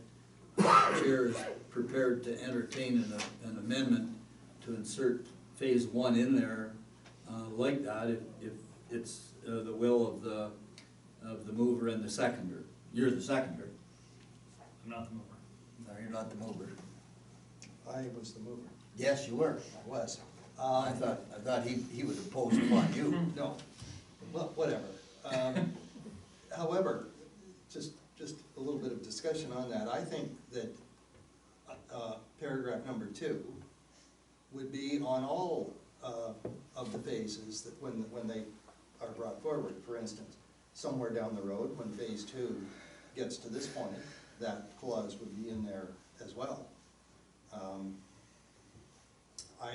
Because you never know what grants are going to be announced at any particular time throughout any particular year. I understand that right now that the Trillium grant has been topped up by Councillor Dillabaugh. 100 million. How much? 100 million. $100 million into the Trillium grant, and that's all recreation based. So that type of grant may come up again, or next year the same grant. Just my thinking that wording would apply to all of the phase recommendations. Okay, so we have a discrepancy here. Let's see if we can solve it. So to go back to a statement that I made at the beginning of the meeting, discussing the minutes from it before, is that subcommittee, unless by bylaw, or committee even, unless by bylaw, they don't, making authority, goes to council. So I would struggle with giving a subcommittee free rein to apply for anything based on a concept that council may or may not have even seen at that point. It certainly circumvents proper procedure and policy, and I mean, an example I said at last meeting, but a perfect example of it is Brockville Railway Tunnel. Well, it came out in a beautiful project. It's something Brockville can be proud of. It also came in $1 million past what its budget should have been, and had their council have done their job the way that they were supposed to do their job, and follow their procedures and their policies, that would not have happened. So for me, I want to make sure that I think this is exactly what this proposal does. If we do it to just phase 1, it gets us back into proper procedure, and then it gives us the opportunity from this point forward to continue following proper procedure with this subcommittee. I need the motion. I thought I gave it to you. Oh, did you? Oh, yes, Yeah. sorry, my apologies. Okay, so here's where we are. Councillor, or Deputy Mayor is interested in the concept of there are not gonna be any applications until council approves those applications. So, while I was prepared to accept a friendly amendment, that would clarify that, I don't have, the agreement of the mover to a friendly amendment. Now, Mr. Mayor, I'm sorry, I hope I didn't give you that indication, because I would be more than happy to consider a friendly amendment to the recommendation. However, just a follow-up, are we going to put ourselves in position one more time when a grant comes due within the next few days and there has to be a decision made? Are we not going to be able to make that decision? That's one thing that possibly bothers me. well, I'll respond to that this way. Council meets every Monday, and there's no grant that's gonna come out with less than a 30-day application period. And, True. as the chair, I think you know that I'm more than prepared to call special meetings to enable these kinds of things to happen. So, if that puts your minds at ease to the extent where you'll accept a friendly amendment, I'm more than prepared to commit to making sure that we don't miss any grant opportunities. And I'm not gonna let the CAO stand alone in his apology for applying for the RED grant, because, you know, I concurred with that on the basis as the mayor, I concurred with that on the basis of the fact that it had just been opened up, and it was the difference between the 24th and the 27th. And we knew that we were going to be reporting it on the 27th, and we didn't want to miss the 24th deadline. So, where am I here? I'm at the point right now that the way the motion is worded, the second clause of the motion is worded, this would be broad enough to apply for any grant at any time. And Deputy Mayor is looking to have that narrowed down. To first phase, right? Beg your pardon? To the first, authorize it to help offset the cost of the project of phase one. Cost of phase one of the Yeah. project. Right. Yeah. That's We can all what see he'd like to phase see two it move on. narrowed down to. And So I'll go back So easy. to the mover, and if the mover is prepared to accept that as a friendly amendment, I will insert it. But if you're not prepared to accept that as a friendly amendment to the motion, then I'll entertain a motion from anybody else at the table. I'd just like to hear what our CIO has to say. I think he wanted to get in on that discussion. Thank you. Through the chair, looking at it, the intent of this motion was for phase one only, because it's very difficult to apply for grant opportunities when we don't have a concept formulated. So the hope is to get this back on track, and hopefully later on this year, we can look at getting a phase two and phase three, you know, concepts put together so that we're in a better position as those funding opportunities come. But it wasn't sort of my error for not including for phase one of the project. That might have clarified it from the start. And yes, and I concur with that as well. So make your friendly amendment by pointing out that clause 2 is for phase one. Okay, so with the concurrence of the mover and the seconder, I have a friendly amendment that would rewrite clause 2 as follows. Authorize the Waterfront Improvement Subcommittee to apply for potential grant opportunities to help offset the cost of phase one of the project.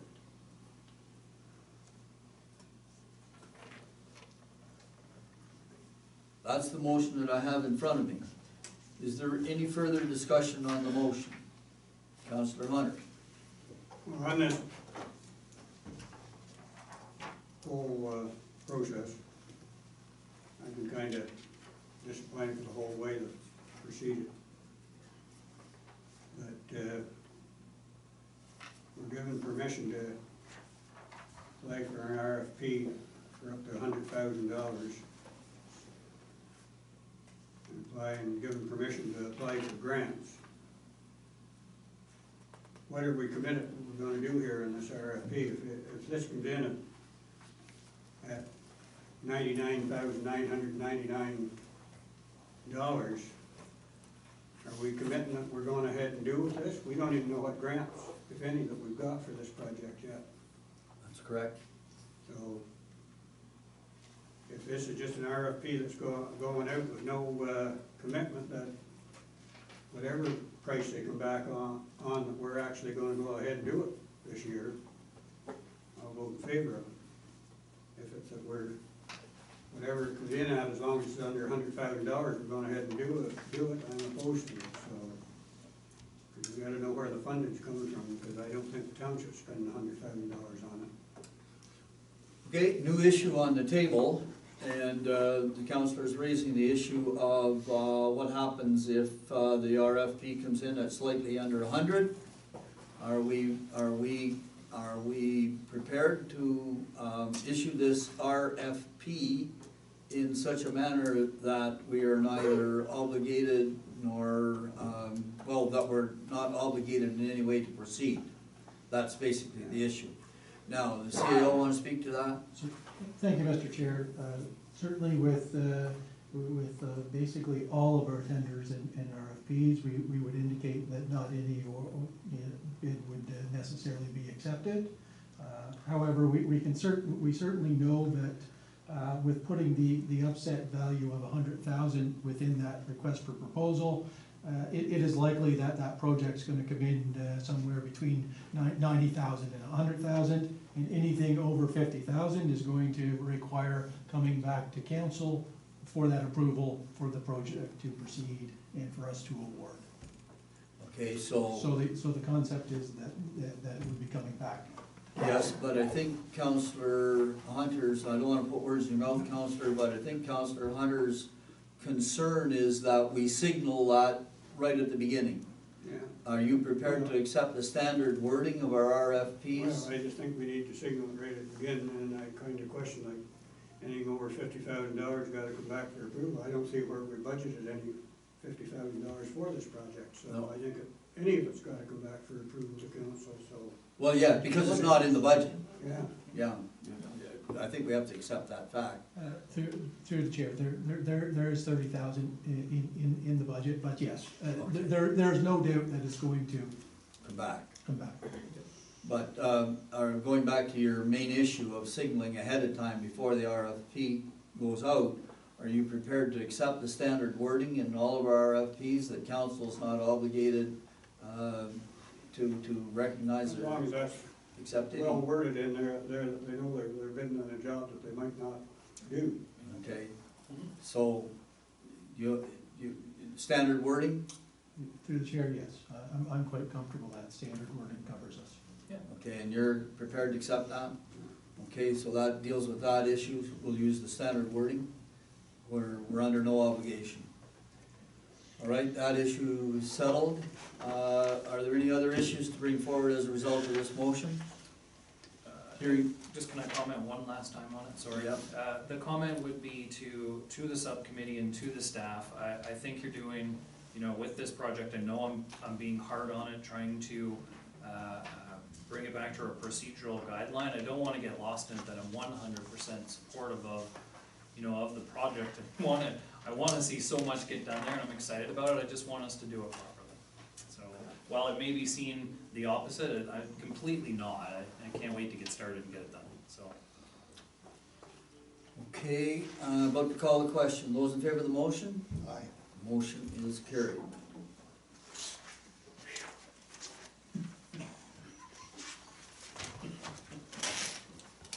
Okay, so now I'm at item number 9 on the agenda, which is the correspondence. Councillor Hunter. Myself, second by Deputy Mayor Deschamps, let the municipal council receive the correspondence listing for the following dates as previously circulated. March 26, 2020, April 2nd, 2020, April 13th, 2020, April 16th, 2020, April 23rd, 2020. Thank you very much. Thank you very much. The motion is on the floor. Discussion, if any. Anybody bringing anything forward from any of that? Hearing none. Those in favor of the motion? Aye. Motion is carried. Now, before I go on, and just bear with me for 1 minute. And I'll ask the clerk, I don't have the April 23rd one in front of me. I know it was, is that the one that was circulated in the boxes today, or the one in the boxes today, the 30th? Through the chair, I believe the community development coordinator would have emailed them out on April 23rd to all of council and print them out the same day, so they would have been in your mailbox on the 23rd. Oh, okay, all right. So the issue that I want to bring forth is in the one that's in the mailbox then. So I'll just flag that one for you now, if I may, because I'd like to see that motion coming forward as soon as possible. And it's a motion from Merrickville Wolford about having the MNR justify their rationale for declaring provincially significant wetlands. And I'd like to have that motion from Merrickville Wolford brought forward to the Admin Finance Committee so that we can support it. If thought fit. All right, I'm moving on then to item number 10 on the agenda, which is approval of the disbursement sheets. The disbursement sheets were circulated with the agenda package on Friday afternoon, and I think, Councillor Dilba, you have the motion. Thank you, Mr. Chair. Moved by myself, second by Council Karen. Municipality Council approves the payment of municipality invoices circulated and dated as follows. Reported date April 3rd, 2020-29, $266,555.91. Report date April 7th, 2020-34, $6,039.05.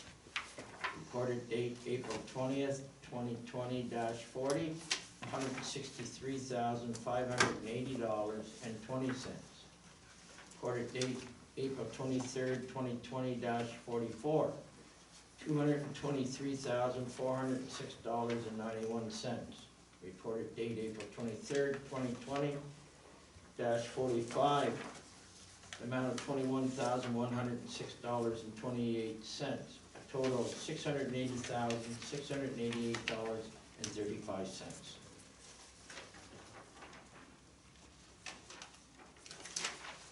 Thank you very much. The motion is on the floor. Discussion, if any. Couple questions. Deputy Mayor? And they were ones that I could have cleared up, I'm sure, had I have sent an email. I just ran out of time to send it this morning. So, on page 95, the visa payments, there's one still for Deb listed.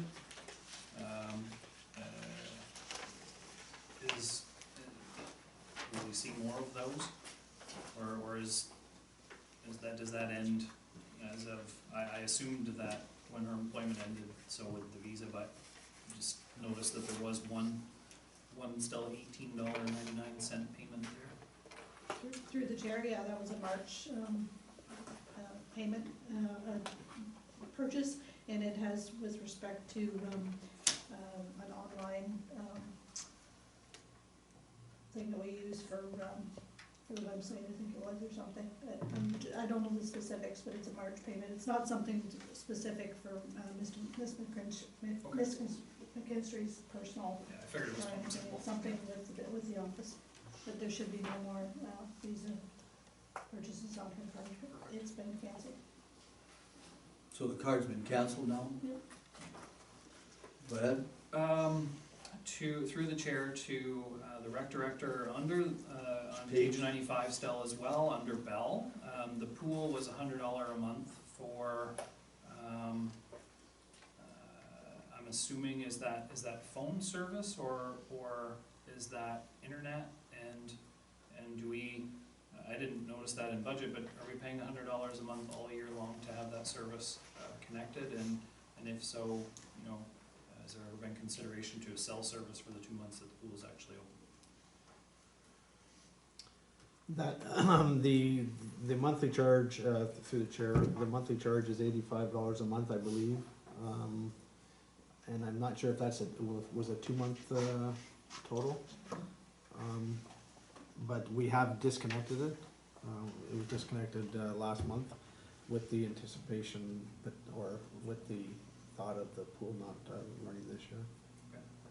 So through the CAO, if I may, so do we pay from September right through until last month? That's correct.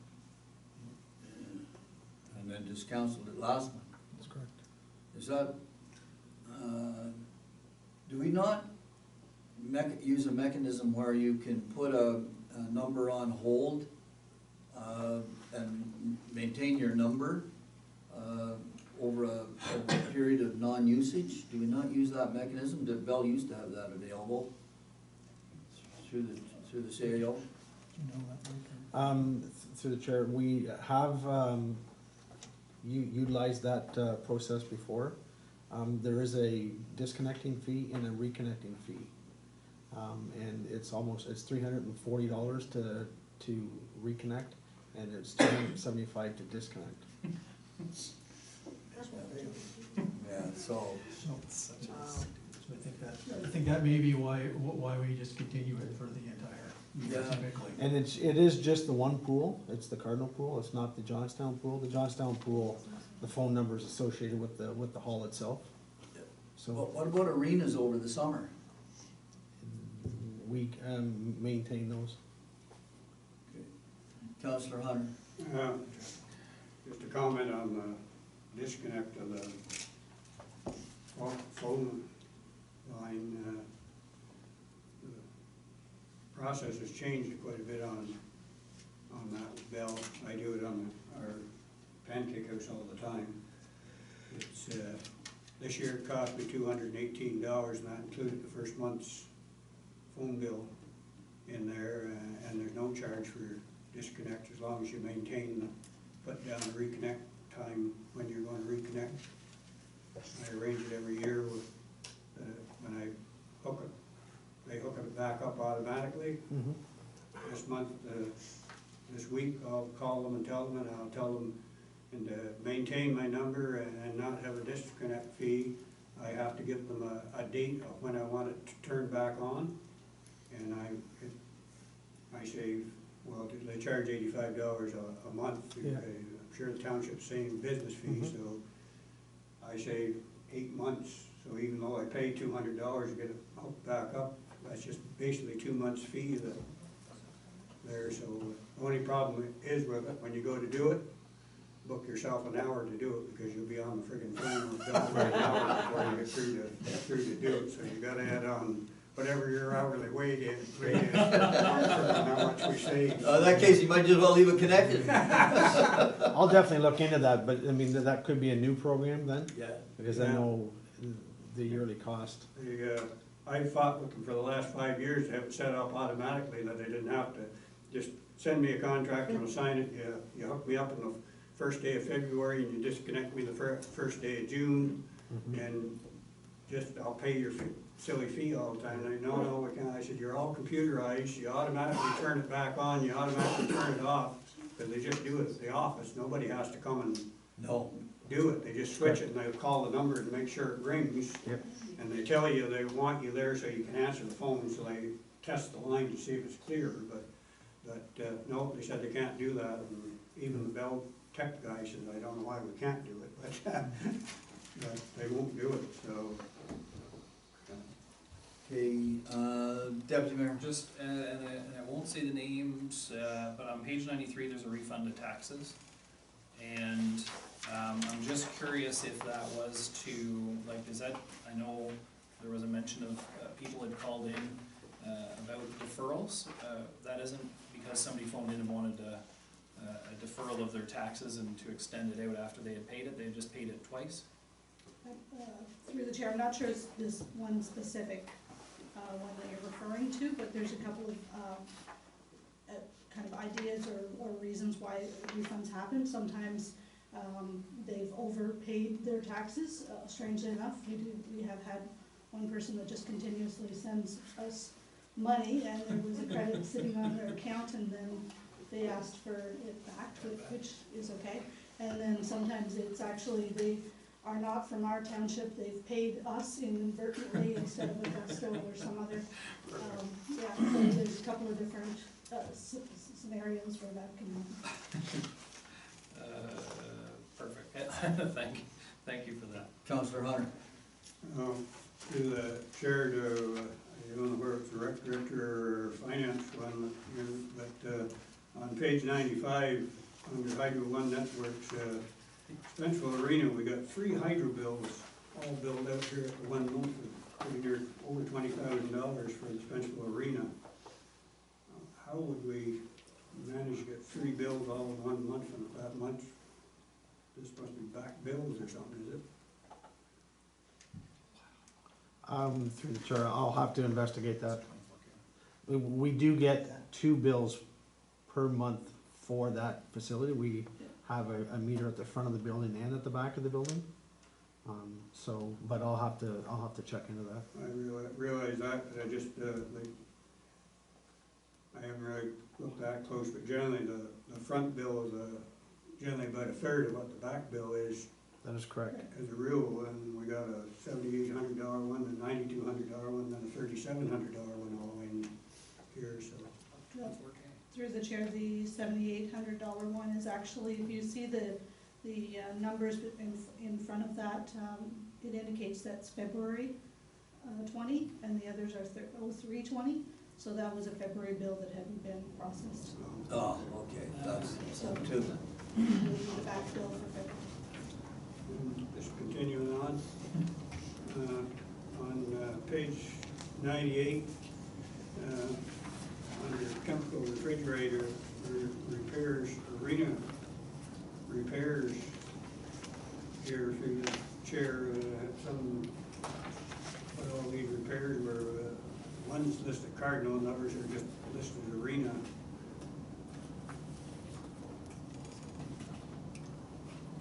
Without, Through the CAO, please, to the chair, to the facilities manager.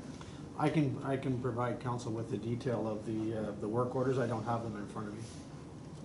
These are all to do with the refrigeration. That is correct. Obviously, they're chemical, so.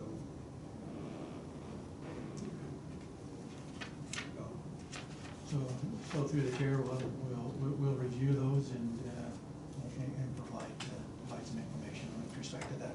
Okay, would you circulate to all members of council, please? We can certainly do that.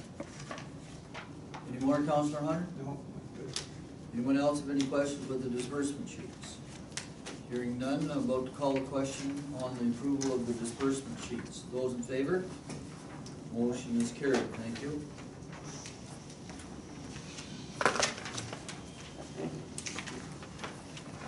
And now then, I'm at item number 11 on the agenda, which is the bylaws. We have one bylaw today, which is the third reading of the vacant and abandoned buildings bylaw. Councillor Hunter, I believe you have that. Move myself, Deputy Mayor Deschamps, a bylaw to regulate vacant and abandoned buildings with the township register card will be now read a third time and finally passed, signed, sealed, and numbered 2020-28. Thank you very much. Now, any discussion on this third reading of this bylaw? Hearing none, vote to call the question. Those in favor? Aye. Chair shows it carried unanimously. So to the CAO, are you ready to implement this bylaw? Through the chair, I'm sure that the bylaw enforcement officer and CBO are, Excited? through the chair, I would not characterize it as excited, but I would. certainly willing to implement and move forward with that.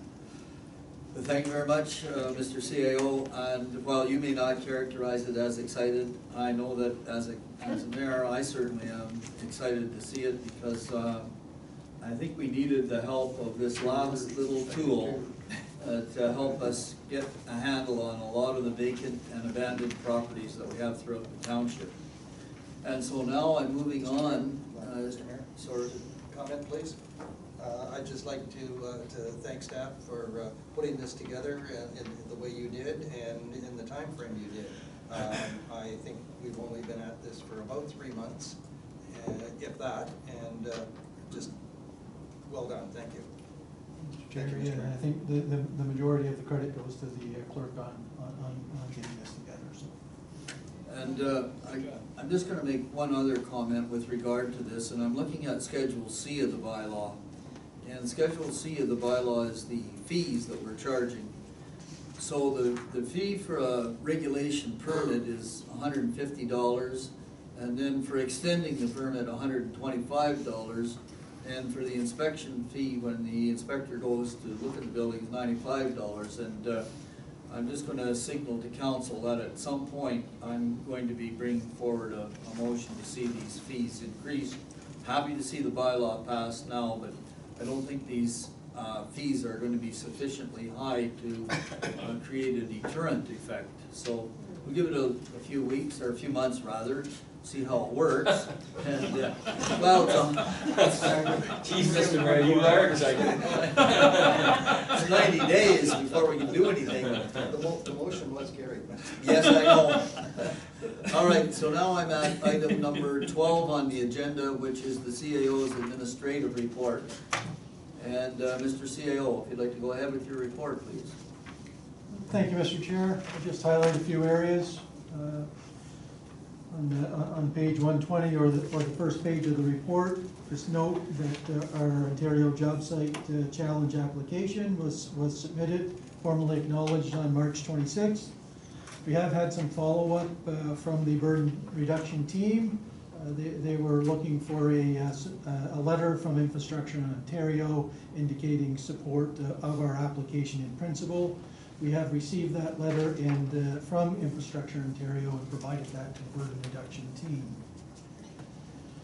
Under the same page, South Nation Conservation Authority, the municipal free tree day. So it's been modified a little bit with the circumstances. So there'll be an online form for the seedlings where trees can be ordered, and there'll be a way that we'll arrange to see those delivered. With respect to the potted plants, we'll probably hold off on those until the fall with the hope that we can post that on site. So they're still working through some of those details. Bylaw enforcement. Bylaw continues to work with the CBO to address some building code zoning concern issues. And also with respect to the emergency orders, the bylaw enforcement officer continues to be in close contact with local OPP detachment. With respect to the upcoming meetings, at the bottom of page 1, the CDC meeting for May has been canceled. On page 2 or page 121 of the agenda, under Treasury, so the Treasurer has been working with the auditors. We still don't have a firm date for delivery of the financial statements. Under Facilities and Recreation, we have 3 staff members that have started their 12-week voluntary emergency leave with the scheduled return date of July 13th. The new arena lights were installed last week. They're functioning well, and we've ordered the flowers for the hanging baskets. Under Operations for Public Works, right now the main tasks are grading gravel roads, hard top patching, and cleanup from snowplow damage to lawns.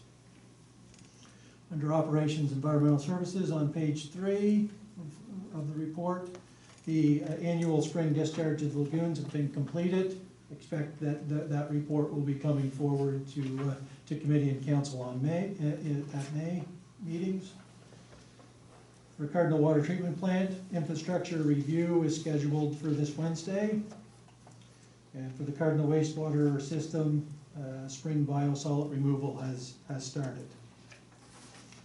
Under Operations for the municipal drains, with respect to the James Riley DeWitt Richter, refunds and or invoices are in the process of being issued to the benefiting owners. Under Fire Department, the new hydraulic cutter has been received and is now in service. The chief and myself had a conference call with the Prescott CAO and the Prescott Fire Chief, and we're working towards the Prescott automatic aid agreement. Those are some basic highlights of the report. Okay, first of all, any questions? First of all, I'd like to get the motion on the floor, please. That would be Councillor Cameron. Yes, thank you, Mr. Mayor. It's moved by myself and seconded by Deputy Mayor Deschamps that Municipal Council receives the CAO's administrative report as presented. Thank you. Questions to the CAO? Start at Councillor Hunter. No? Deputy Mayor? Not at all. Councillor Cameron? Yes, I just have one actually, under economic development, right on page 120 or page 1. The second paragraph down is expecting an application for site plan control for a communication tower on Winans Road. May I ask who would be submitting this, the company? So through the chair, you certainly may ask. I don't have that information with me at this particular time, so. I'll discuss that with you. then. Yes, I will certainly follow up on it. Thank you, that's Mr. Mayor, that's all I have. I'd like to just touch on that too, Mr. Mayor, if I may. Is that a lot of legwork for us, for the community, and looking up and getting this site plan ready for the communication towers? Only reason why I'm bringing that up, we passed one last year on Browsville Road, and it's still not up, nothing, it doesn't, looks like it's dead, like, do you people have to do a lot of work to get this, and then we approve it, nothing happens? So through the chair, there certainly is some work involved, but I would say no different than any other type of site plan control that we would be looking to enter into. But we don't prepare the site plan control agreement, they prepare it. They prepare the maps. They certainly do provide the maps. Yes. Yeah, we just provide the agreement, right? It's a standard agreement, is it not? Through the chair, that's correct, unless a company requests certain changes to that agreement to fit with the parameters of the site plan. Right. Okay, and by the way, you have to remember that these site plan agreements for communications towers are strictly a courtesy on the part of the person that's, or the entity that's submitting them, because they're not really subject to municipal bylaw control. They're it being a federal entity, or controlled federally. Do you have any other questions? No, I'm good, thank you. Okay, and so on page 3 of the report, the water meter at Giant Tiger is scheduled to be replaced. What was the problem there with the water meter? Just curious. Through the chair, it was not recording accurately. Over or under? Not very often does it ever read over. It was under reading. Oh, was it really? Yes. Okay. And I have one or two other things. It comes on page 120 and up into, yes, well, mostly 120, where we're talking about these meetings. It goes up onto 120 and 121. So the committee of the whole on the 11th and the 19th, they're going to be 1 o'clock meetings, the same as we're doing right now. Through the chair, yeah, we had anticipated that those meetings would be at 1 p.m. Okay, and I think we did signal at the last port meeting that we would, at least I did anyway, I didn't get any pushback, but I was hoping that the May 20th meeting of the Port Management Committee would be a 9 o'clock meeting. Is there any? I have it marked 9 o'clock, Mr. Mayor. You said 9, yeah. Okay, so there's no pushback on that, just a reminder to staff, then it's a 9 o'clock meeting. And going back to the question of our council meetings on the Monday, I really would like the earlier meeting, but the county kind of has usurped that time frame away from me. So just a couple of small errors that I'd like to see corrected in the report. On page 121, a couple of errors.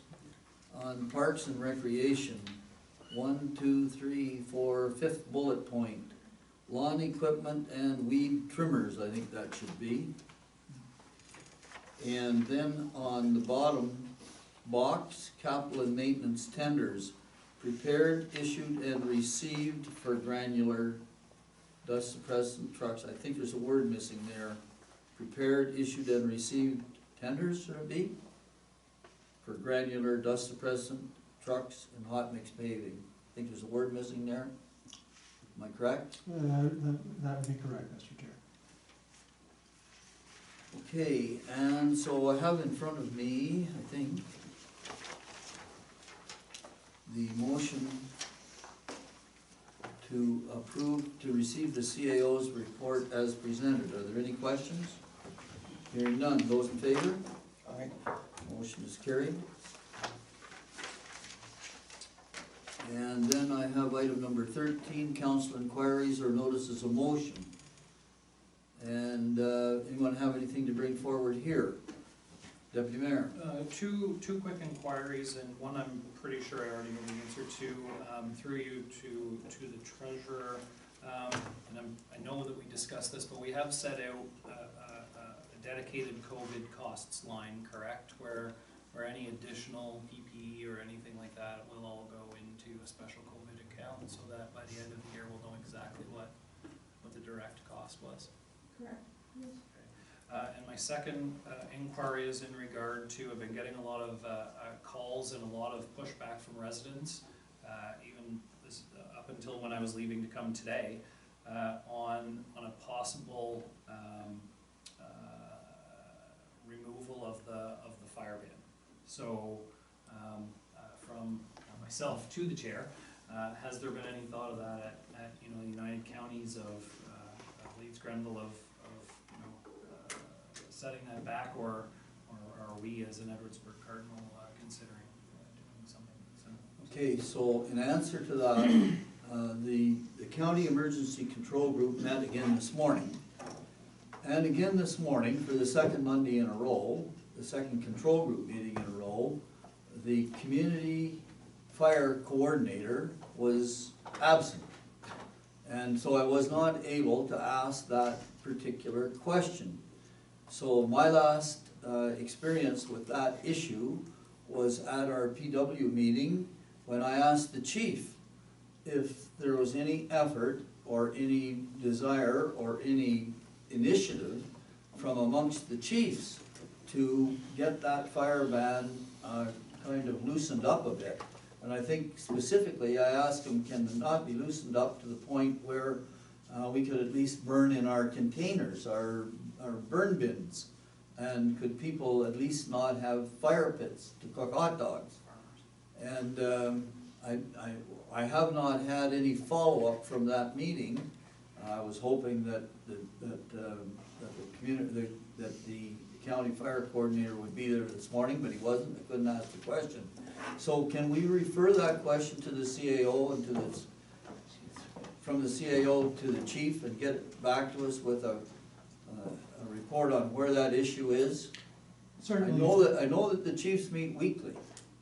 So through the chair, and I know in speaking with the chief, this is an ongoing discussion. We certainly understand that there is some pushback. The chiefs understand that, and they are looking into it and what they can do to sort of relieve some of that. But what we certainly want, I think, from what my understanding is, a more of a coordinated approach with respect to relieving that than isolated, sporadic approaches. But I'll firm up where they're at with the chief. I'm not sure if when the meeting's scheduled for this week, but I'll certainly follow up. Okay, and I appreciate that, and I'd like to have that issue noted as an issue for the Admin Finance Committee meeting. And as much as I understand the sentiment of a county-wide approach, there does come a time when each township has not only the right, but the ability to go their own way. And I just want to make sure that everybody understands that it's through our goodwill that we are participating on a collective basis, but that shouldn't be taken for granted, I think is what I really want to say. Councillor. On that subject too, that I had a lot of pushback about it too. People complaining, and a lot of them are farmers that have brush that they were had cleared in the winter and were planning on burning, and they're pretty near by the time they can burn now, because we're through the wettest season and the snow, there's still snow around the piles when they wanted to burn 3 weeks ago. Now it's getting in even the burn pits.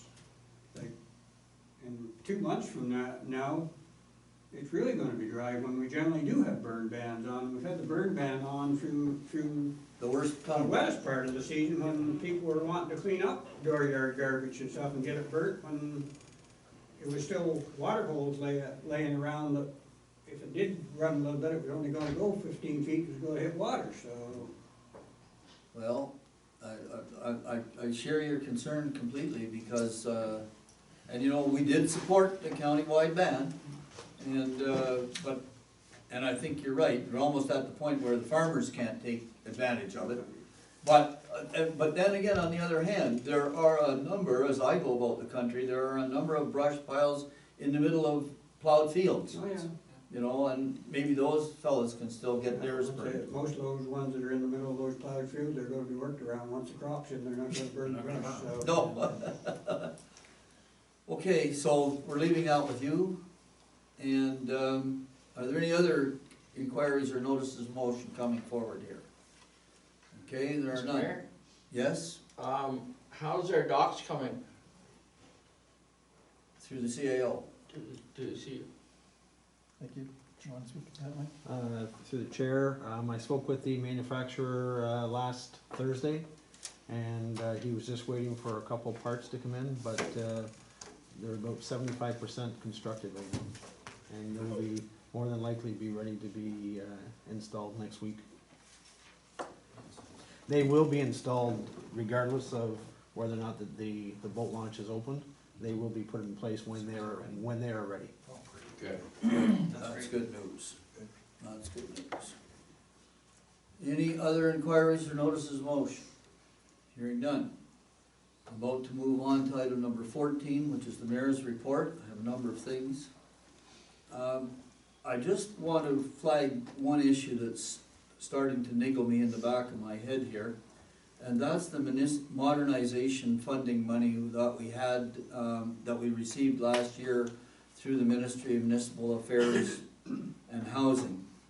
And I know that we have committed a number of dollars from that fund, which is now sitting in a special reserve account. But we did at one point ask for a report, and it would just be a short one, indicating to us what we had spent or committed, and then where we were with each one of those projects. So I would like to see that report coming to the Admin Finance Committee. But more importantly, one of the things that I'm going to flag here, and I have no reason to say this other than a niggling feeling in the back of my neck. The province has committed major amount of money to this COVID thing. I would not be the slightest bit surprised at some point to hear that, what have you done with your money? Because if it isn't gone by a certain date, we'd like to have the residual clawed back. And clawbacks have happened before. I've seen them happen, where unconditional grant monies have been, if you got it, if what you've spent, but what you haven't committed, we'd like to have returned. So I just flagged that because that risk always exists. And because of the situation, the financial situation in the province is in, there's a heightened worry on my part. So think about it. The Employee Code of Conduct, I've already asked that question.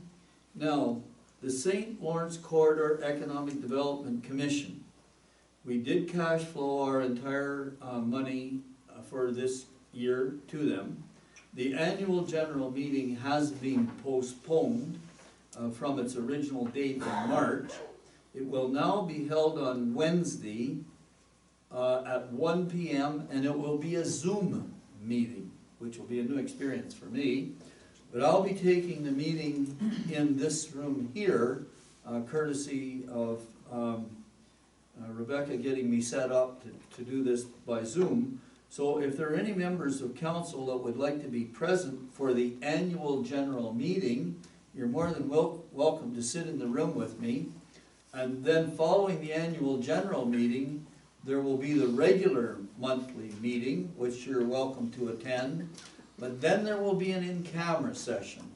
And they will ask that only the mayor be present at the in-camera session. So, What was the date again, Mayor? now it's Wednesday at 1 o'clock. This Wednesday? This Wednesday, the 29th, at 1 o'clock. All right, so I did mention that Greenfield Ethanol has, Meeting over Zoom? say pardon? They're doing an in-camera meeting on Zoom? Yes, I have a lot of problem with that. Yeah. But there are two types of Zoom, I understand. One is a business type, which I understand is quite secure, so, anyway. But you're right, I share your concern. I don't know, the business model of Zoom isn't very secure either. It isn't. Okay, now the Social Services Relief Fund, the $1,555,000 that was provided to the County Social Services Department. The county has now released a report as to where that money has been allocated. And I can tell you that the South Grenville Food Bank received an allocation, I think it was around 15,000, and Connect Youth did receive an allocation. But if anybody would like to see the full report, just give me a buzz or a call or a nod, and I'll bring it in and I'll have Rebecca duplicate it and put it in your mailboxes. How much did you say they released of that money? Now, I've got the numbers in my head. Let's see if I can get them straight. So there was $400,000 that was released, going to be released to food banks and homeless, there's another word for homeless, people without Shelters? shelters. Then there was another tranche of about $700,000 that's going to be available for individuals to apply for, individuals with unique circumstances. That tranche of money is going to be administered through the Employment and Education Center. The applications will go there, they will review the applications, and they will allocate that tranche of money. The third tranche of money, which is a little over $350,000, that will be allocated to the isolation center that's been opened in Brockville at the Travelodge Hotel. 10 rooms. One room is being used as an office. There's somebody in the office from 8 in the morning till 10 at night. And basically they're relying on the police to bring in the street people, if I can put it that way, and get them off the street. But it is open for anybody within United Counties, and there is money available for transportation to get people there. There was 3 people, I think, the first night, 4 the second night, and then every night since then, it's been full with 10 people. And they've managed to get, there's people coming and going all the time, because the staff is taking advantage of the fact that they're coming into the isolation center to work with them and get them into more long-term housing apartments and rental rooms and things like that.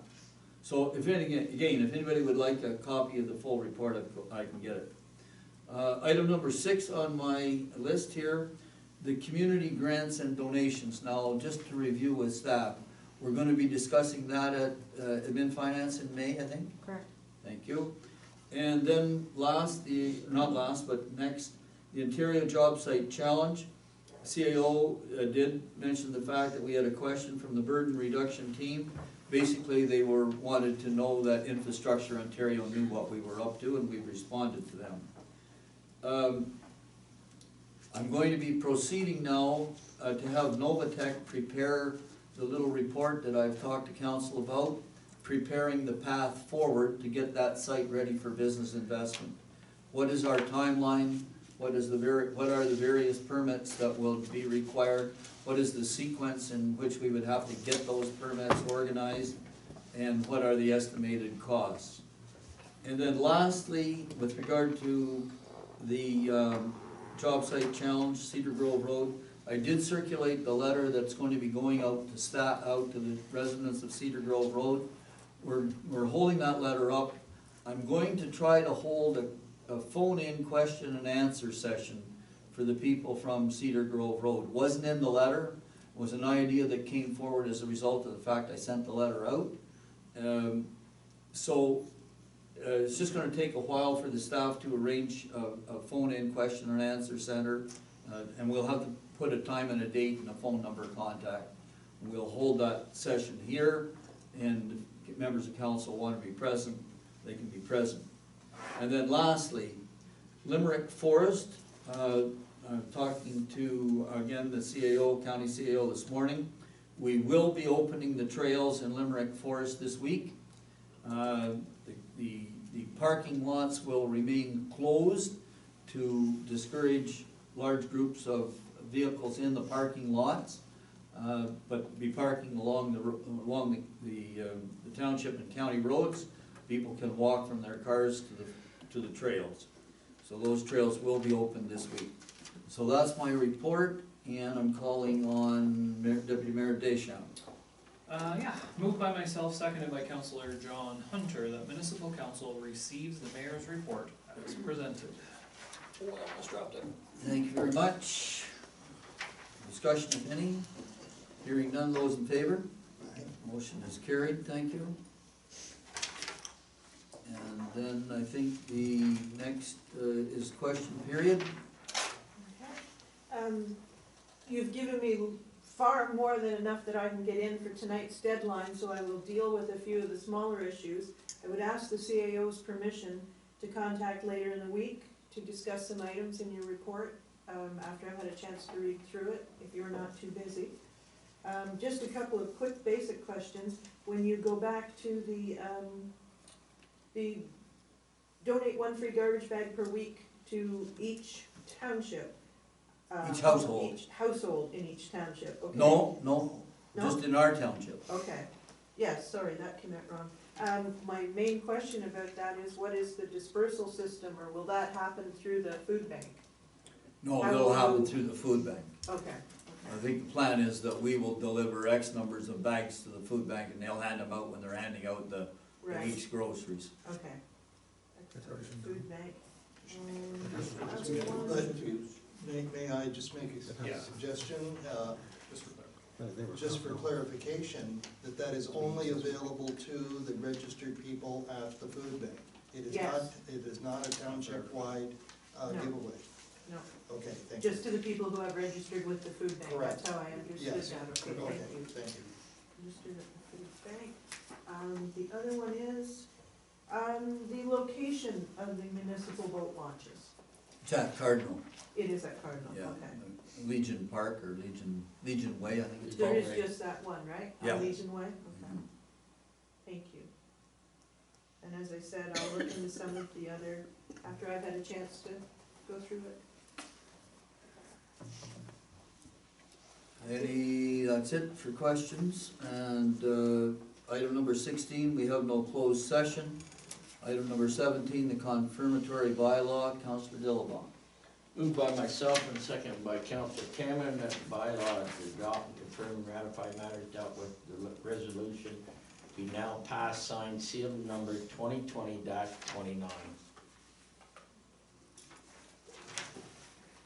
Thank you very much. Those in favor of the bylaw? Motion is carried, thank you. And lastly, the motion to adjourn, Councillor Hunter. Move yourself, second by Deputy Mayor Deschamps, the council is now adjourned at 4:15 PM. Thank you very much. Those in favor? Motion is carried, thank you.